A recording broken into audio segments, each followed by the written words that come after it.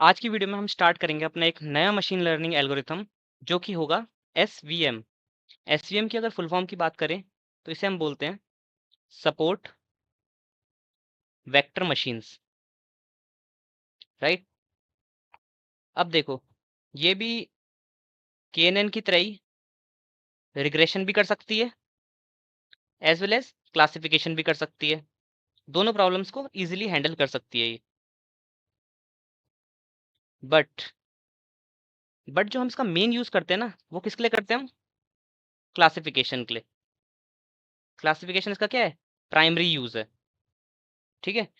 और एक और चीज है कि ये मल्टी क्लास क्लासिफिकेशन कर सकती है। जैसे हमने पढ़ा था लॉजिस्टिक रिग्रेशन क्या कर सकता है? सिर्फ बाइनरी क्लासिफिकेशन। बट एसवीएम क्या कर सकता है? मल्टी क्लास क्लासिफिकेशन कर सकता है। मतलब अगर आपके आउटपुट कॉलम में दो से ज्यादा क्लासेस हैं तब भी आप एसवीएम को यूज कर सकते हो। एसवीएम के अंदर देखो दो चीजें होती हैं, एसवीआर एंड एसवीसी। एसवीआर यानी सपोर्ट वेक्टर रिग्रेसर, एसवीसी यानी सपोर्ट वेक्टर क्लासिफायर। जनरली हम एसवीएम को क्लासिफिकेशन के केसेस में करते हैं, बट ये रिग्रेशन भी हैंडल कर सकता है, ऐसी बात नहीं है। अगर ना आप इसका थोड़ा बहुत देखोगे ना, तो थोड़ा बहुत ये लीनियर रिग्रेशन से मेल खाता है, हल्का बहुत, बहुत ही कम, बट थोड़ा बहुत लीनियर रिग्रेशन से मेल खाता है थोड़ा बहुत। अभी आप देखेंगे हम आगे कि कैसे लीनियर रिग्रेशन से मेल खा रहा है ये। अब इसमें एक चीज होती है, ये क्या करता है? बाइनरी अप्रोच को फॉलो करता है। अब आप बोलोगे हमने तो बोला कि मल्टी क्लास क्लासिफिकेशन करता है, तो ये बाइनरी अप्रोच क्या सीन है ये? देखो, बाइनरी अप्रोच का मतलब ये होता है कि एक बार में दो चीजों को हैंडल करना बस। बट अभी तो आप बोलोगे कि अभी आपने बोला मल्टी क्लास क्लासिफिकेशन कर सकता है, कि मतलब अगर तीन से ज्यादा क्लासेस भी हो, दो से ज्यादा क्लासेस हो, तीन चार पाँच छः, तब भी कर सकता है एसवीएम। कर सकता है, बट इसका तरीका थोड़ा अलग होता है सॉल्व करने का। वो भी हम आगे देखेंगे कि कैसे करता है। बट एक चीज याद रखना, एसवीएम एक बार में सिर्फ दो क्लासेस को हैंडल कर सकता है।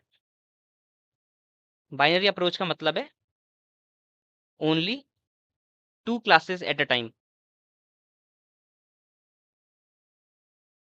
एक समय पे सिर्फ दो ही क्लासेस के साथ काम कर सकता है। भले ही मल्टी क्लास क्लासिफिकेशन हैंडल कर सकता है, बट एक टाइम पे सिर्फ दो के साथ। अगली चीज है, ये एक चीज को फॉलो करता है, वो होती है एक hyperplane technique. Hyperplane technique, ये भी हम आगे देखेंगे जब अभी मैं जनरल वे में बताऊंगा ना, वहां पे आपको समझ आ जाएगा हाइपर प्लेन क्या होता है, कैसे निकलता है हाइपर प्लेन। हाइपर प्लेन काम क्या करता है ये समझो पहले। हाइपर प्लेन का काम होता है सेपरेट क्लासेस। अभी आपको समझ आएगा कैसे करता है सेपरेट, अभी आगे देखेंगे। बट इतना अभी के लिए मतलब समझ लो कि हाइपर प्लेन का काम क्या होता है। दो क्लासेस है आपके पास एक क्लास ए, क्लास बी, उनको अलग अलग करने का काम है हाइपर प्लेन का, ठीक है। तो एसवीएम उसका यूज करता है हाइपर प्लेन का। अगली चीज हो गई हम पे। अब आप बोलोगे हाइपर प्लेन की देखो एक दिक्कत है कि ये ना सिर्फ लीनियर डेटा पे काम करेगा। हाइपर प्लेन किस पे काम करता है? जब जब डेटा आपका थोड़ा बहुत लीनियर हो। लीनियर डेटा आपको ऑलरेडी पता है कैसा हो, जब आपका डेटा थोड़ा बहुत ऐसा ऐसा डेटा हो, मतलब लीनियरली सेपरेबल हो। लीनियरली सेपरेबल मतलब एक लाइन से आप डेटा को सेपरेट कर पाओ। अगर और अच्छे से बताऊं मैं, तो सपोज आपके पास ऐसा डेटा कुछ है। मैं एक ग्राफ के थ्रू बताता हूँ आपको। आपका ऐसा कुछ डेटा है, ये आपको जो राउंड राउंड डॉट्स हैं ये आपके क्लास ए को बिलोंग करते हैं। ये जो आपके क्रॉस है ये आपके क्लास बी को बिलोंग करते हैं। अगर कोई आप ऐसी लाइन ढूंढ पाओ जो इनको डायरेक्टली डिवाइड कर पा रही है दो हिस्सों में, जो इनको डायरेक्टली डिवाइड कर पा रही है दो हिस्सों में, इसको बोलते हैं हम लीनियरली सेपरेबल डेटा। और हाइपर प्लेन किस पे काम करता है? सिर्फ ऐसे डेटा के ऊपर। कैसे डेटा? Linearly separable data. तो क्या इसका मतलब ये है कि एसवीएम सिर्फ लीनियर टाइप के डेटा पे ही काम करेगा? अगर हमारे पास नॉन लीनियर डेटा है, सपोज अगर मैं एग्जांपल दूं, आपके पास ऐसा कुछ डेटा है। अगर मैं ऐसा एग्जांपल दूं, ये आपकी क्लास ए ले लेते हैं, ठीक है। राउंड वाले वापस क्लास ए ले लेते हैं, और क्रॉस वाले आपके क्लास बी ले लेते हैं। अब आप इसे एक लाइन से सेपरेट कर पा रहे हो? नहीं कर पा रहे ना। ये तो कैसे सेपरेट हो रहा है? एक राउंड तरीके में। ठीक है। एसवीएम ऐसे टाइप के डेटा को भी सेपरेट कर पाता है। ठीक है। अब तक हमने जैसे जितने पढ़े हैं लगभग वो सारे ज़्यादातर कैसे काम करते हैं, लीनियर डेटा पे हो तभी अच्छा काम कर पाते हैं। बट एसवीएम ना नॉन लीनियर डेटा पे बहुत अच्छा काम कर पाता है। किस वजह से? इसमें एसवीएम में एक चीज होती है जिसको हम क्या बोलते हैं, कर्नल ट्रिक। इसकी वजह से कर पाता है वो, कर्नल ट्रिक। अभी आगे देखेंगे, इन डिटेल देखेंगे कर्नल ट्रिक क्या होता है। बट इतना समझ लो कि अगर आपका डेटा लीनियरली सेपरेबल है तब तो हाइपर प्लेन से आपका काम बन जाएगा। बट अगर आपका डेटा लीनियरली सेपरेबल नहीं है तब हम यूज करते हैं कर्नल ट्रिक्स का। अभी देखेंगे आगे कर्नल ट्रिक क्या होती है, कैसे होती है। अभी हम इसके चलते हैं सीधा जनरल वर्किंग पे, कि जनरली काम कैसे करता है हमारा एसवीएम, जनरल वर्किंग। बहुत लोगों को बहुत हार्ड लगता है कि पता नहीं क्या होगा एसवीएम, क्योंकि है कॉम्प्लिकेटेड टॉपिक, है ये कॉम्प्लिकेटेड। बट मैं आपको ट्राई करूंगा कि आपको इजी से इजी पॉसिबल वे में समझा पाऊँ मैं। सपोज आपके पास एक क्लासिफिकेशन का प्रॉब्लम है, जैसे मैंने बताया आपको प्राइमरीली यूज क्या है इसका, क्लासिफिकेशन का है। तो हम क्लासिफिकेशन के ऊपर ही देखेंगे इसका पूरा। तो इसका आपके पास सपोज एक क्लासिफिकेशन प्रॉब्लम है। अभी के लिए बाइनरी क्लासिफिकेशन ले लेते हैं, ठीक है। क्लासिफिकेशन प्रॉब्लम है आपके पास दो क्लासेस हैं, class A and class B. आपके डेटा में दो क्लासेस हैं, आपके आउटपुट कॉलम में क्या है, दो क्लासेस हैं, यानी बाइनरी क्लासिफिकेशन का एग्जांपल है। आप क्या करोगे एसवीएम को करने के लिए, जितना भी आपका ओवरऑल डेटा है ना, आपके जो ओवरऑल डेटा है उनको आप एक ग्राफ में प्लॉट कर दोगे। क्या करोगे, ग्राफ में प्लॉट कर देंगे। चलो कर देते हैं, यहाँ पे कोई दिक्कत नहीं है। एक ग्राफ बना लेते हैं यहाँ पे हम, ठीक है।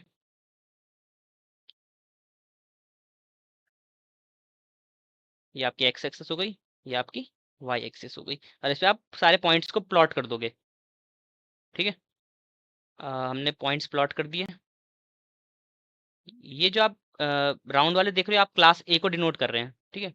ये मान लो ये किसको डिनोट कर रहे हैं, क्लास ए को, राउंड वाले सारे। और जो आपके क्रॉस वाले हैं ये किसको डिनोट कर रहे हैं, सारे क्लास बी को, ठीक है। आपका डेटा ऐसे स्प्रेड हो रखा है ओवरऑल। ये आपकी क्लास ए है, ये आपकी क्लास बी है। आपने ओवरऑल डेटा सारे पुट कर दिए उनके नेम्स के साथ, कि आपने ये वाले हिस्से आपके क्लास ए से बिलोंग करते हैं, ये वाला हिस्सा क्लास बी से। आपको इसको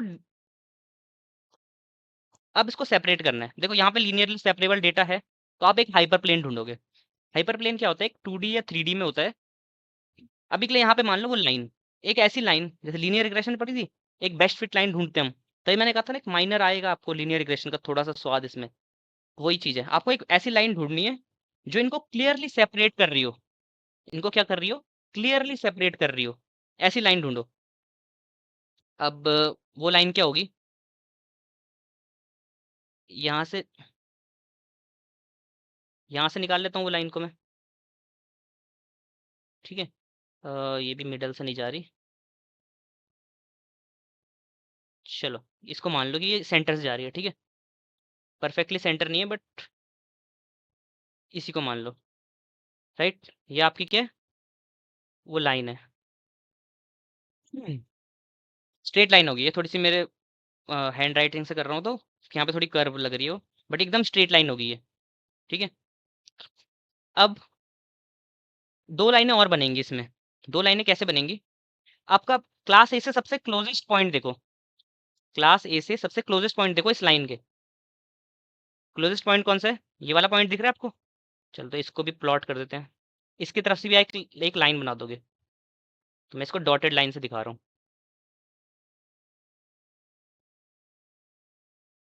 ठीक है। ये आपकी एक डॉटेड लाइन। क्लास बी से भी सेम करोगे।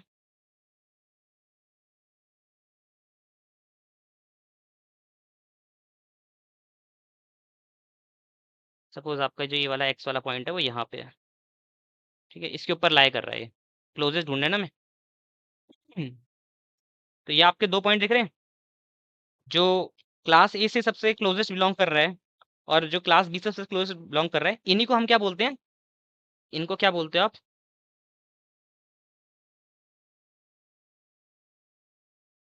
Support vectors. समझ आया अब नाम कहाँ से आ रहा है, सपोर्ट वेक्टर मशीन्स, कहाँ से नाम आ रहा है। जो आपका ये वाला पॉइंट है ना, इसको भी सपोर्ट वेक्टर बोलते हैं। जो ये वाला पॉइंट है इसको भी सपोर्ट वेक्टर बोलते हैं। ये होगा support vector of class A, ये होगा support vector of class B. जैसे हम बोल सकते हैं नेगेटिव सपोर्ट वेक्टर, इसको बोलोगे आप पॉजिटिव, पॉजिटिव सपोर्ट वेक्टर। और ये वाला जो होगा आपका, ये होगा नेगेटिव सपोर्ट वेक्टर। क्यों, क्योंकि ये लाइन के नीचे है, इस ये वाली लाइन के नीचे की तरफ है ना ये वाला, तो इसको नेगेटिव सपोर्ट वेक्टर बोलते हैं। ये इसके ऊपर की तरफ है तो इसको पॉजिटिव सपोर्ट वेक्टर बोलते हैं। ठीक है। अब देखो, ये जो ये गैप है, दोनों सपोर्ट वेक्टर्स के बीच में जो आपका गैप है, इसको आप बोलते हो मार्जिन। क्या बोलते हैं इसे, मार्जिन। ये टर्म्स है, इनको याद रखना है, इनको बोलते हैं मार्जिन। ठीक है। अगर आपको अपना बेस्ट एसवीएम चाहिए, अगर आपको अपना एक बेस्ट एसवीएम मॉडल चाहिए, तो आपकी जितनी बड़ी मार्जिन हो सके ना, उतनी बड़ी मार्जिन होनी चाहिए आपके एसवीएम मॉडल में। मार्जिन क्या होना चाहिए आपका, एज बिग एज पॉसिबल। जितना बड़ा होगा उतना आपका बेस्ट होगा मॉडल। क्यों होगा बेस्ट, देखो सिंपल सी बात है, जितना अगर मार्जिन बड़ा होगा तो मतलब क्लास ए के पॉइंट्स एंड क्लास बी के पॉइंट्स उतने दूर होंगे, जितने दूर होंगे उतने मतलब ये क्लियरली सेपरेबल होंगे। मतलब कोई भी इंसान इनको देख के बता सकता है कि ये अलग क्लास को बिलोंग करता है, ये दूसरी क्लास को बिलोंग करता है। जितने दूर होंगे उतना सेपरेट करने में आसानी है ना उनको। तो बस वही चीज़ है कि अगर ये मार्जिन जितनी बड़ी होगी उतना बेस्ट आपका मॉडल होगा, एज बिग एज पॉसिबल, उतना आपका बेस्ट रहेगा आपका मॉडल एसवीएम का। ठीक है। और जो मार्जिन पे एग्जैक्टली फॉल करते हैं, ये इनको मार्जिन लाइंस भी बोलते हैं ना, जो ये आपके सपोर्ट वेक्टर्स की लाइंस आ रही है ना, ये डॉट डॉट डॉट लाइन, जो ये इनको इनको भी मार्जिन, इनको मार्जिन लाइंस बोलते हैं। तो अगर ये मार्जिन लाइंस के ऊपर जो वेक्टर फॉल करते हैं, मतलब जो पॉइंट्स इस मार्जिन लाइन के ऊपर आते हैं, उनको हम बोलते हैं सपोर्ट वेक्टर्स, जो कि मैं ऑलरेडी बता चुका हूँ आपको यहाँ पे। ठीक है। अब एक चीज है, आप बोलोगे कि ये आप मार्जिन को कित बड़े से बड़ा आप कैसे ढूंढोगे, आप अपने लिए बेस्ट मार्जिन वाली लाइन कैसे ढूंढोगे। ठीक है। उसके लिए हम क्या यूज करते हैं, एक ऑप्टिमाइजेशन टेक्निक कह सकते हो आप, कॉन्वेक्स ऑप्टिमाइजेशन। क्या बोलते हैं हम उसे, मार्जिन ढूंढने के लिए जो टेक्निक है आपकी, उसको हम बोलते हैं कॉन्वेक्स ऑप्टिमाइजेशन की मदद से हम ये मार्जिन को ढूंढते हैं, आपके लिए बेस्ट मार्जिन ढूंढते हैं हम। कॉन्वेक्स ऑप्टिमाइजेशन ये हम मैथमेटिकल में डिस्कस करेंगे कि क्या होता है, कैसे काम करता है कॉन्वेक्स ऑप्टिमाइजेशन। पूरा बहुत कॉम्प्लेक्स टॉपिक है, मतलब डिफरेंशिएशन वगैरह का इसमें सब। चलो ये तो हो गया आपका एक जनरल वे में काम करने का तरीका, समझ आ गया। अब देखते हैं, चलो ये तो था लीनियर डेटा, ये तो था लीनियरली सेपरेबल डेटा जो अभी हमने पढ़ा। तो क्या इसका मतलब है अगर हम पे नॉन लीनियर डेटा आएगा, मतलब नॉट लीनियरली सेपरेबल डेटा, जो लीनियरली सेपरेबल ना हो पाए, उस पे काम करेगा एसवीएम। ऑफ कोर्स करेगा, हमने अभी तो पढ़ा, काम करेगा। इसके लिए हमारे पास क्या चीज होती है, कर्नल्स। क्या बताया था मैंने अभी, कर्नल्स ट्रिक बताई अभी, तो वो चीजें होती है हमारे पास। अब हम डिस्कस करेंगे क्या, कर्नल्स के बारे में।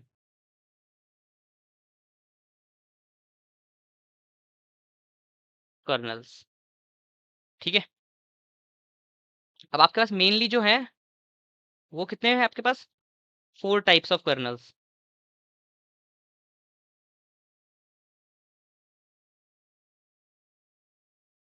कितने टाइप के कर्नल्स है आपके पास, 4 टाइप के। अब उनके नाम देख लेते एक एक करके। पहला हो गया आपके पास कर्नल हो गया, वो है लीनियर। सेकंड आप पे कर्नल हो गया, वो है पॉलिनोमियल। ये आपका एक पैरामीटर भी है, जो आप प्रैक्टिकल में जाओगे, प्रैक्टिकल इंप्लीमेंटेशन करोगे ना कोड में, वहां पे आप जब एसवीएम अपना इनिशियलाइज करते हो अपना मॉडल, वहां पे आपके पास एक पैरामीटर होता है, कर्नल नाम का एक पैरामीटर होता है। उससे आप ये सिलेक्ट कर सकते हो अपने लिए कि आपको अभी अपने एसवीएम के लिए कौन सा कर्नल चाहिए। हर कर्नल का अपना एक अलग काम है, तो अभी वो समझना पड़ेगा आपको काम, कि हमारे डेटा के हिसाब से हमारे कौन सा हमारे लिए बेस्ट कर्नल होगा। थर्ड हमारे लिए कौन सा कर्नल है? वो है RBF। इसको हम बोलते हैं रेडियल बेसिस फंक्शन। देन हमारे पास जो फोर्थ कर्नल है वो है सिग्मॉइड। ये इतना इंपॉर्टेंट कर्नल नहीं है, बहुत कम यूज किया जाता है, बहुत रेयर। तो आपके ये तीन मेन कर्नल्स हैं जो आप यूज करोगे बहुत ज्यादा, first second and third. Sigmoid कभी कभी, मतलब आधे से ज्यादा काम आपका आरबीएफ करता है। आरबीएफ आपका मोस्ट पॉपुलर है, और बाय डिफॉल्ट भी जो आप, मैंने बताया ना आपको, प्रैक्टिकल इंप्लीमेंटेशन करोगे जब, तो जो बाय डिफॉल्ट वैल्यू रहती है ना कर्नल की, वो आरबीएफ रहती है। सिग्मॉइड आपका लीस्ट पॉपुलर है, बहुत कम यूज किया जाता है। अब एक एक करके सारे कर्नल्स को समझना पड़ेगा आपको, कब किसको कैसे यूज करना है। चलो सबसे पहले आ जाते हैं अपने लीनियर पे। अब लीनियर कर्नल कैसे काम करता है, देखो पहले तो ये पता करो कि कब यूज करोगे।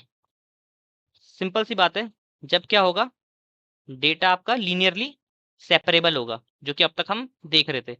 जो अभी मैंने आपको जनरल एग्जांपल दिया, उसमें हमने कौन सा कर्नल यूज किया, एक तरह से मान लो उसमें हमने किया है, यहाँ देखो ये कौन सा कर्नल है, एक तरह से मान लो ये मार्जिन ढूंढने के लिए हमने कौन सा कर्नल का यूज किया, लीनियर कर्नल का। क्यों? क्योंकि यहाँ पे आपको दिख रहे हैं आपके पॉइंट्स क्या हैं, लीनियरली सेपरेबल है, तो आप इनको लीनियर कर्नल से सेपरेट कर सकते हो। ठीक है, जब आपका डेटा लीनियरली सेपरेबल हो तो लीनियर कर्नल का यूज करो, और ये बहुत फास्ट भी होता है, लीनियर कर्नल काफी फास्ट होता है। अब इसको अगर मैं, अब देखो लीनियर और पॉलिनोमियल में ना बहुत लोग कंफ्यूज होते हैं कि लीनियर कर्नल कब यूज करना है, पॉलिनोमियल कर्नल कब यूज करना है। आपको एक एग्जांपल देता हूँ मैं लीनियर कर्नल का, एग्जांपल से समझते हैं। एग्जांपल ये होगा आपका कि सपोज आप चल रहे हो, आप क्या चल रहे हो, और आपको ये जानना है कि आप कितनी देर आप चल रहे हो, तो आप कितनी डिस्टेंस कवर कर रहे हो, कि मतलब आप इतनी देर चलोगे तो इतनी डिस्टेंस कवर कर दी। सपोज आपकी जो स्पीड है,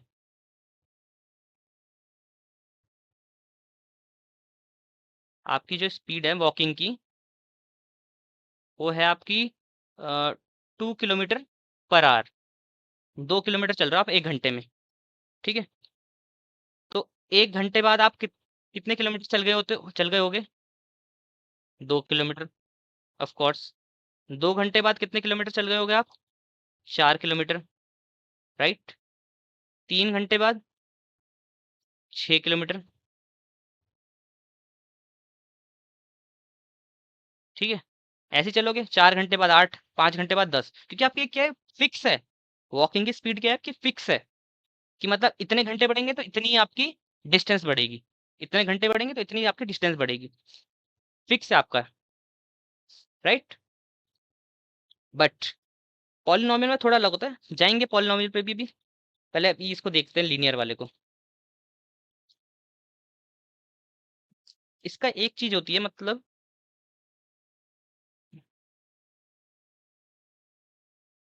फिक्स्ड रेट इंक्रीज। देखो एक फिक्स रेट पे इंक्रीज कर रहा है ना आपका, कि मतलब 1 घंटे बाद 2 किलोमीटर, 2 घंटे बाद 4 किलोमीटर, 3 घंटे बाद 6 किलोमीटर, मतलब 2-2 किलोमीटर, 2-2 किलोमीटर का आपका फिक्स है वो, जो आपकी डिस्टेंस में जो गैप आ रहा है वो 2-2 किलोमीटर का फिक्स रेट है, राइट। तो लीनियर में ये होता है। अभी देखना पॉलिनोमियल में देखोगे तो देखना ये थोड़ा चेंज होगा आपका। अब ग्राफ से देखते हैं कि कब यूज करोगे, कि कब आपका डेटा कैसा हो, तो ग्राफ से समझते हैं अभी।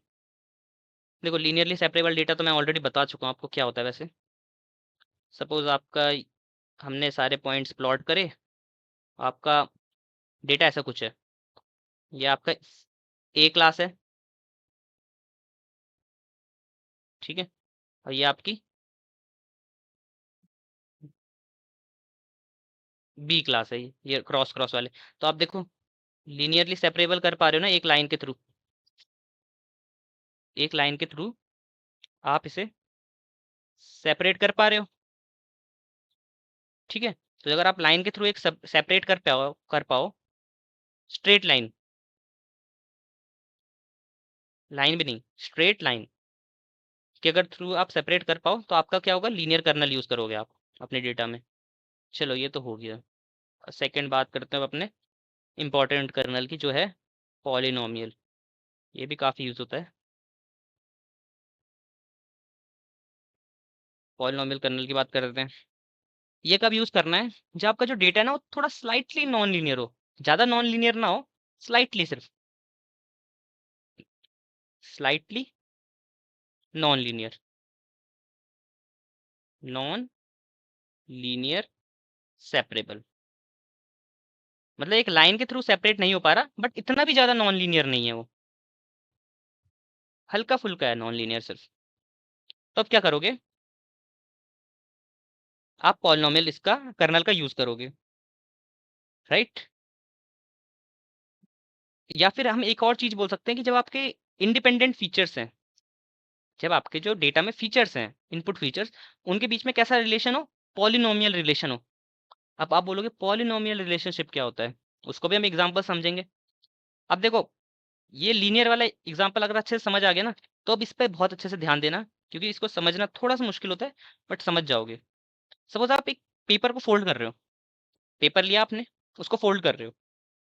क्या कर रहे हो आप? Folding a paper. ठीक है, पेपर हम मान लेते हैं कितना, 1 मिलीमीटर थिक है। पेपर की थिकनेस क्या है? 1 मिलीमीटर। आपने एक फोल्ड मारा, एक फोल्ड मारा। अब देखो 1 mm है पहले से ही उस पेपर के ऊपर, एक बार उसके ऊपर फोल्ड करोगे तो 1 mm, और उसके ऊपर आपने फोल्ड किया उसका, तो 1 mm प्लस 1 mm, तो एक फोल्ड के बाद क्या हो गई आपकी थिकनेस? 2 mm, right? अब आपने सेकंड फोल्ड मारा, अब वो 2 mm का है ऑलरेडी, 2 mm का है, आपने उसके ऊपर 2 mm का वापस फोल्ड मारा एक, तो 2 mm प्लस 2 mm कितना बना? 4 mm। ठीक, ठीक है। अब आपने थर्ड फोल्ड मारा,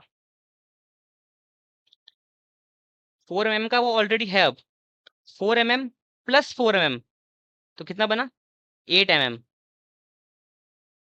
ठीक, समझे? यहाँ पे क्या था, एक फिक्स रेट में इंक्रीज होता है, 2 4 6, दो दो का गैप था। यहाँ देखो 2 और 4 में 2 का गैप है, 4 और 8 में 4 का गैप है, और अभी वैसे आप 8 mm प्लस 8 mm करोगे तो 16 mm थिक बन जाएगा वो, तो 8 का गैप आ जाएगा। मतलब एक फिक्स गैप नहीं है वो, फिक्स रेट में इंक्रीज नहीं कर रहा वो। कैसा इंक्रीज हो रहा है वो? एक्सपोनेंशियल इंक्रीज हो रहा है।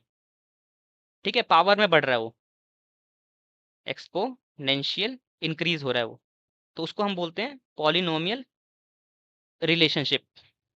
ठीक है, और जब आपका ऐसा रिलेशनशिप हो तो आप पॉलिनोमियल कर्नल को यूज करते हो। अब ऐसे समझ देखने से समझ नहीं आ रहा कि क्या होता है पॉलिनोमियल कर्नल का यूज, तो मैं इसको एक ग्राफ के थ्रू समझाता हूँ। ग्राफ से आपका पूरा क्लियर हो जाएगा क्या होता है ये। तो ग्राफ से समझते हैं। तो ग्राफ में इसका ये है, हम वही लेंगे का X and Y axis, right? तो अब हम ले लेते हैं अपना एक क्लास ए के पॉइंट्स हैं। ठीक है, ये क्लास ए के पॉइंट्स हैं, ये आपके क्लास बी के पॉइंट्स हैं। अब देखो ये स्ट्रेट लाइन से सेपरेट करना थोड़ा सा मुश्किल है, क्योंकि गैप ज़्यादा नहीं हो पा रहा मार्जिन का। तो ये क्या करता है, पॉलिनोमियल आपका थोड़ा सा स्लाइटली ऐसे कर्व कर्व बनाता है।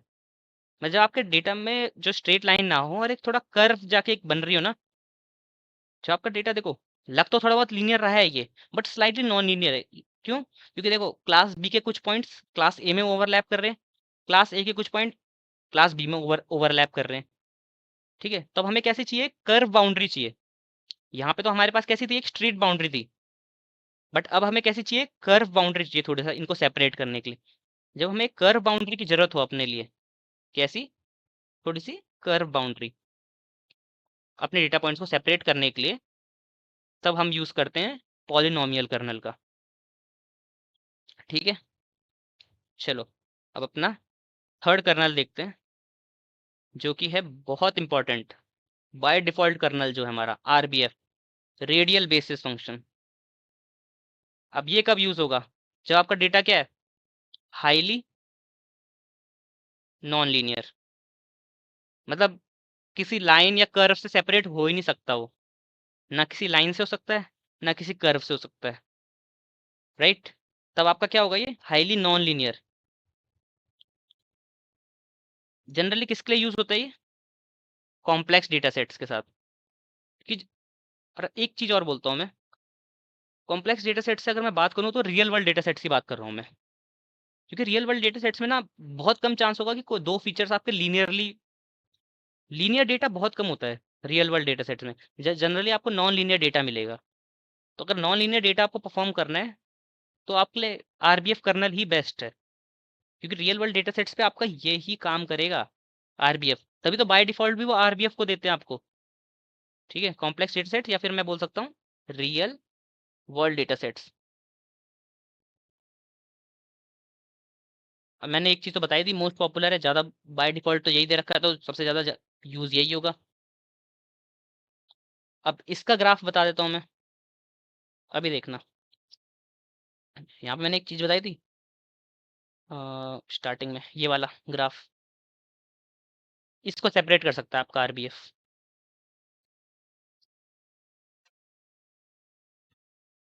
कैसे करेगा?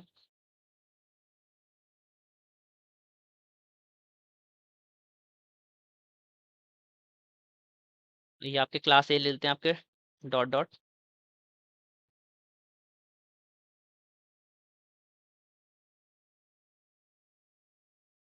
एंड आपके क्रॉस किससे लेंगे हम, क्लास बी से।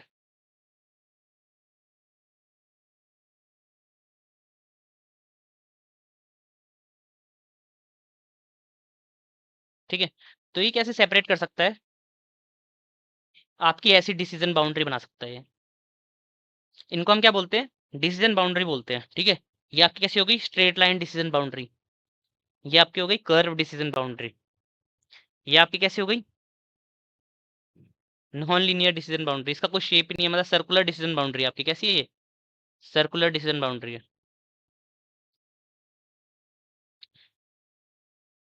देखो रेडियल, आरबीएफ का नाम क्या है, रेडियल, रेडियस। रेडियस किसका होता है, सर्कल का होता है। तो कैसी है आपकी सर्कुलर डिसीजन बाउंड्री। तो जब आपका ऐसा टाइप का डेटा हो जिसमें आप क्लासेस को सेपरेट नहीं कर पा रहे, ना कर्व से ना आप किसी लाइन से सेपरेट कर पा रहे, तो आरबीएफ की तरफ जाओगे ऑफ कोर्स, और कोई चॉइस ही नहीं बचती आपके पास। अब आ जाते हैं अपने लीस्ट पॉपुलर कर्नल पे, जो कि है हमारा सिग्मॉइड। इसको कोई पूछता तो है नहीं इतना, तो इसको कब यूज करते हैं, जब हमें कैसी बाउंड्री चाहिए हो, एस कर्व बाउंड्री। अगर आपने लॉजिस्टिक रिग्रेशन की वीडियो देखी होगी तो उसमें हमने सिग्मॉइड फंक्शन पढ़ा है। तो सिग्मॉइड फंक्शन ना ऐसा होता है कुछ, ऐसा कुछ होता है, उसका मतलब जो फंक्शन का ग्राफ बनता है वो ऐसा बनता है। तो जब आपको एस कर्व डिसीजन बाउंड्री चाहिए हो, किसी चाहिए हो आपको एस कर्व डिसीजन बाउंड्री, तो आपका सिग्मॉइड फंक्शन, सिग्मॉइड कर्नल अच्छा परफॉर्म कर लेता है। बट जनरली इसकी जरूरत पड़ती नहीं है, क्योंकि अगर एस भी तो एक टाइप का कर्व ही है, तो कर्व तो हमने ऑलरेडी पढ़ा है कि पॉलिनोमियल हैंडल कर लेता है। और अगर ज़्यादा ही थोड़ा कर्व है तो वो भी हैंडल कर ही सकता है, आरबीएफ हैंडल कर सकता है। तो इसको ज़्यादा यूज़ करने का पड़ता ही नहीं हमें। तभी मैं आपको एग्जांपल के लिए ग्राफ से बताता हूँ एक, कि कब थोड़ा मतलब इफेक्टिव रहेगा ये बहुत ज़्यादा हमारे लिए। सपोज आपका डेटा ऐसा कुछ है,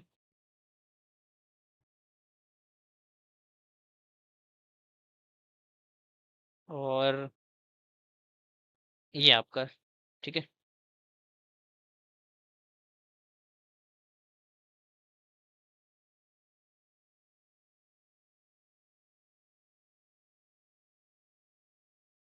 ये आपके क्लास ए ऊपर वाले डॉट वाले, ये क्रॉस आपके क्लास बी को बिलोंग कर रहे हैं, ठीक है। तो यहाँ पे आपको कैसे एक ऐसी डिसीजन बाउंड्री चाहिए थी, देखो सिग्मॉइड फंक्शन कैसे लग रही है आपको ये डिसीजन बाउंड्री, मैंने बताया ना आपको, ऐसा कुछ दिखता है वो सिग्मॉइड फंक्शन। ये आपका क्या है, सिग्मॉइड फंक्शन का ग्राफ है। और आपको ऐसी कैसी चाहिए, एस कर्व डिसीजन बाउंड्री, देखो एस की तरह दिख रहा है ये। तो बस तब यूज कर सकते हो आप इसे, तब थोड़े क्या पता पॉलिनोमियल से भी अच्छे रिजल्ट दे दे आपको सिग्मॉइड वाला, जब आपके ऐसी कुछ डिसीजन बाउंड्री बन रही हो। वरना तो जनरली किसमें यूज होता है, ये होता है डीप लर्निंग में, जब आप न्यूरल नेटवर्क्स में जाओगे ना, वहाँ सिग्मॉइड काफी अच्छा खासा यूज होता है। बट मशीन लर्निंग में एसवीएम के अंदर आई थिंक इतनी जरूरत नहीं पड़ेगी इसके आपको, राइट। और मैंने आपको ऑलरेडी बता चुका है कि आप कर्नल्स को कैसे यूज कर सकते हो कोड के अंदर, प्रैक्टिकल में। आपके पास कर्नल नाम का एक पैरामीटर होता है एसवीएम के अंदर, तो आप उससे कर सकते हो। अब अगली चीज आती है हमारे पास, हमने मार्जिन पढ़ी, मैंने आपको मार्जिन के बारे में बताया यहाँ पे। मार्जिन मार्जिन भी आपके पास दो टाइप की होती है। चलो मार्जिन को देखते हैं, ये इंटरव्यूज क्वेश्चन में भी बन सकता है आपका ये।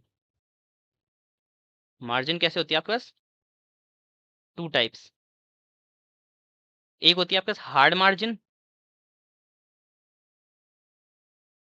एक होती है आपके पास soft margin. Hard margin and soft margin. जो बाय डिफॉल्ट यूज होती है वो सॉफ्ट मार्जिन यूज होती है।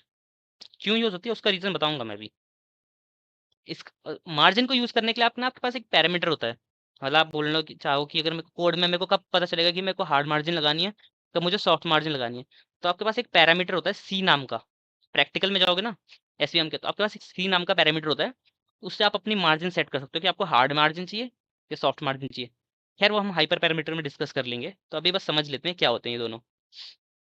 हमें हार्ड मार्जिन कब यूज करनी चाहिए, जब आपका क्या है, डेटा लीनियरली सेपरेबल हो। ठीक है, जब आपका डेटा लीनियरली सेपरेबल, मैं ऑलरेडी बता चुका हूँ, जब एक लाइन के थ्रू सेपरेट हो पा रहा है आपका।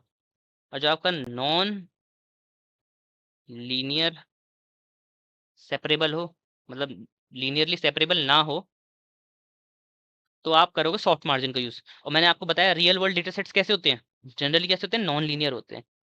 तभी हमारे लिए जो बेस्ट जो हमारे लिए बनता है वो क्या बनता है, यूज करना सॉफ्ट मार्जिन को यूज करना बनता है। ठीक है, तो बाय डिफॉल्ट हमारे लिए जो ये रहता है ये बेस्ट रहता है। अभी देखते हैं कैसे बेस्ट रहता है। जैसे मैंने आपको बताया, ये क्या है, हार्ड मार्जिन आपके रियल वर्ल्ड डेटा सेट्स के लिए अच्छा नहीं है, सॉफ्ट मार्जिन आपके रियल वर्ल्ड डेटा सेट्स के लिए बेस्ट है। तो क्या है, मैं यहाँ लिख देता हूँ, good for real world data sets. Sorry, ये आपके लिए सही नहीं रहता, सॉरी, ये आपके लिए बैड है, ये आपके लिए गुड है। अब समझोगे क्यों है, और ये ध्यान से समझना। रीजन ये है आपका, ये क्या करता है, आपके हर पॉइंट को ना क्लासिफाई करने की कोशिश करेगा। मतलब आपका एक भी पॉइंट ऐसा नहीं होना चाहिए कि जो मिस क्लासिफाई हो जाए। इसका मतलब समझते हैं। सपोज आपके पास ऐसा कुछ ग्राफ है, दो क्लास हैं आपके पास। ठीक है, अब देखो, ये लीनियरली सेपरेबल हो पा रहा है ना यहाँ से लेके। डायरेक्टली अगर मैं यहाँ से काटूं तो एक लीनियरली सेपरेबल बन सकता है। बट सपोज एक मेरा पॉइंट यहाँ पे है एक, ठीक है, बनाने के लिए तो ये बना सकता है ऐसे ना, तब भी अच्छा खासा एक्यूरेसी रहेगी हमारे पास, क्योंकि मेनली सारे पॉइंट्स सेपरेट हो रहे हैं, बस ये एक ही पॉइंट तो रह रहा है। बट हार्ड मार्जिन क्या करता है, इसको भी सेपरेट करने की कोशिश करेगा। मतलब उसे चाहिए कि कोई भी पॉइंट आपका मिस क्लासीफाई ना हो, सारे पॉइंट्स को सेपरेट कर पाए वो, ऐसा चाहिए उसे। मतलब एरर चाहिए ही नहीं। इन शॉर्ट हार्ड मार्जिन के आपका मान लो टॉपर स्टूडेंट है, उसको एरर चाहिए ही नहीं, एक मार्क्स भी नहीं कटना चाहिए उसका, एक मार्क्स भी नहीं कटना चाहिए उसका, है ना। अब एक मार्क्स भी नहीं कटना चाहिए, तो एक तरह से क्या हुआ, वो रट्टा मारना हुआ। और रट्टा मारेगा तो क्या होगा, ओवर फिटिंग होगी ऑफ कोर्स। ओवर फिटिंग आपको पता है क्या होती है, ट्रेनिंग डेटा पे तो अच्छा काम कर लेता है आपका मॉडल, बट जब न्यू डेटा या टेस्टिंग डेटा पे काम आया, तो वहां पे काम नहीं कर पाएगा आपका, है ना। तो वही है कि मतलब ये चाहेगा कि एक एक चीज आपकी परफेक्टली क्लासिफाई हो जाए। मतलब या भले यहाँ पे एक आपकी परफेक्टली बन सकती थी ये लीनियरली सेपरेबल, बट ये एक पॉइंट के चक्कर में इसने पूरी कर्व घुमा दिया यहाँ। तो ये दिक्कत है हार्ड मार्जिन के साथ आपकी, तो इसी वजह से ये क्यों है, रियल वर्ल्ड डेटा सेट्स के लिए अच्छा नहीं है। वहीं सॉफ्ट मार्जिन क्या करता है, ये एक बैलेंस बनाता है। सॉफ्ट मार्जिन क्या करता है, बैलेंस बनाता है। मैं एक हार्ड मार्जिन में एक चीज ऐड करना भूल गया, ये चाहेगा कि आपके परफेक्टली क्लासीफाई हो। परफेक्टली क्लासीफाई मतलब इसका मेन फोकस ये नहीं रहता कि मतलब, इसका मेन फोकस रहता है एरर पे। इसका मेन फोकस रहता है एरर जितनी से जितनी कम हो सके उतनी करे एरर। ये मार्जिन पे ध्यान नहीं देता। मैंने आपको एक जनरल वे में अभी एक चीज बताई थी कि हमें मार्जिन कितनी चाहिए, बड़ी से बड़ी पॉसिबल चाहिए, जितनी बड़ी से बड़ी है उतनी पॉसिबल चाहिए। बट हार्ड मार्जिन इस चीज पे फोकस नहीं करता। हार्ड मार्जिन का बस मेन एम क्या है, सिर्फ एरर को कम करो, एरर जितनी हो सके कम करो कम करो। जो हमारा मेन टास्क है मार्जिन बड़े करने का, उस पर ध्यान नहीं देगा वो। बट वहीं सॉफ्ट मार्जिन क्या है, बैलेंस करता है। वो एरर बोल रहा हूँ सॉरी, मैक्सिमाइज करेगा किसको, मार्जिन को, उस पर भी ध्यान देगा। और जितना हो सके उसके बस में उतना मिनिमाइज करने की कोशिश करेगा एरर को। ठीक है, जितना हो सके। बट वो नहीं कि वो उस पर रहेगा कि हाँ मेरे को परफेक्टली करना ही करना है। मतलब भले एक दो पॉइंट अगर इधर उधर हो रहे हैं तो वो चलेगा। सॉफ्ट मार्जिन क्या बोलता है, कोई बात नहीं, इतना होती है गलती एक दो मार्क्स, अगर मैं 100 में से 95 भी ला रहा हूँ तो चलेगा, 5 गलत हो रहे हैं कोई बात नहीं। बट ये कैसा हार्ड मार्जिन, ये टॉपर स्टूडेंट है जिसको 100 में से 100 चाहिए। तो यहाँ पे क्या आपके बहुत कम चांस है ओवरफिट होने के, less chance of overfitting, right. तो सॉफ्ट मार्जिन क्या है, ये आपकी सीधा लाइन बनाएगा यहाँ से। जब सॉफ्ट मार्जिन के केस आएगा तो ये सीधा लाइन बना देगा, भले ये एक पॉइंट मिस क्लासीफाई हो रहा है। ठीक है, क्योंकि अगर इस तरफ आ गया वो लाइन के तो वो क्लास बी के अंदर गिना जाएगा इस वाले पॉइंट को, भले ही किसका है, क्लास ए का है। बट सॉफ्ट मार्जिन बोलता है कोई बात नहीं, एक ही तो गलती हो रही है, कोई बात नहीं, इतना चलता है। बट हार्ड मार्जिन नहीं मानता इस बात को। तो बस आपको यही समझना है हार्ड मार्जिन और सॉफ्ट मार्जिन में। तो मैंने जितना ईजी हो सका उतना समझा दिया आपको,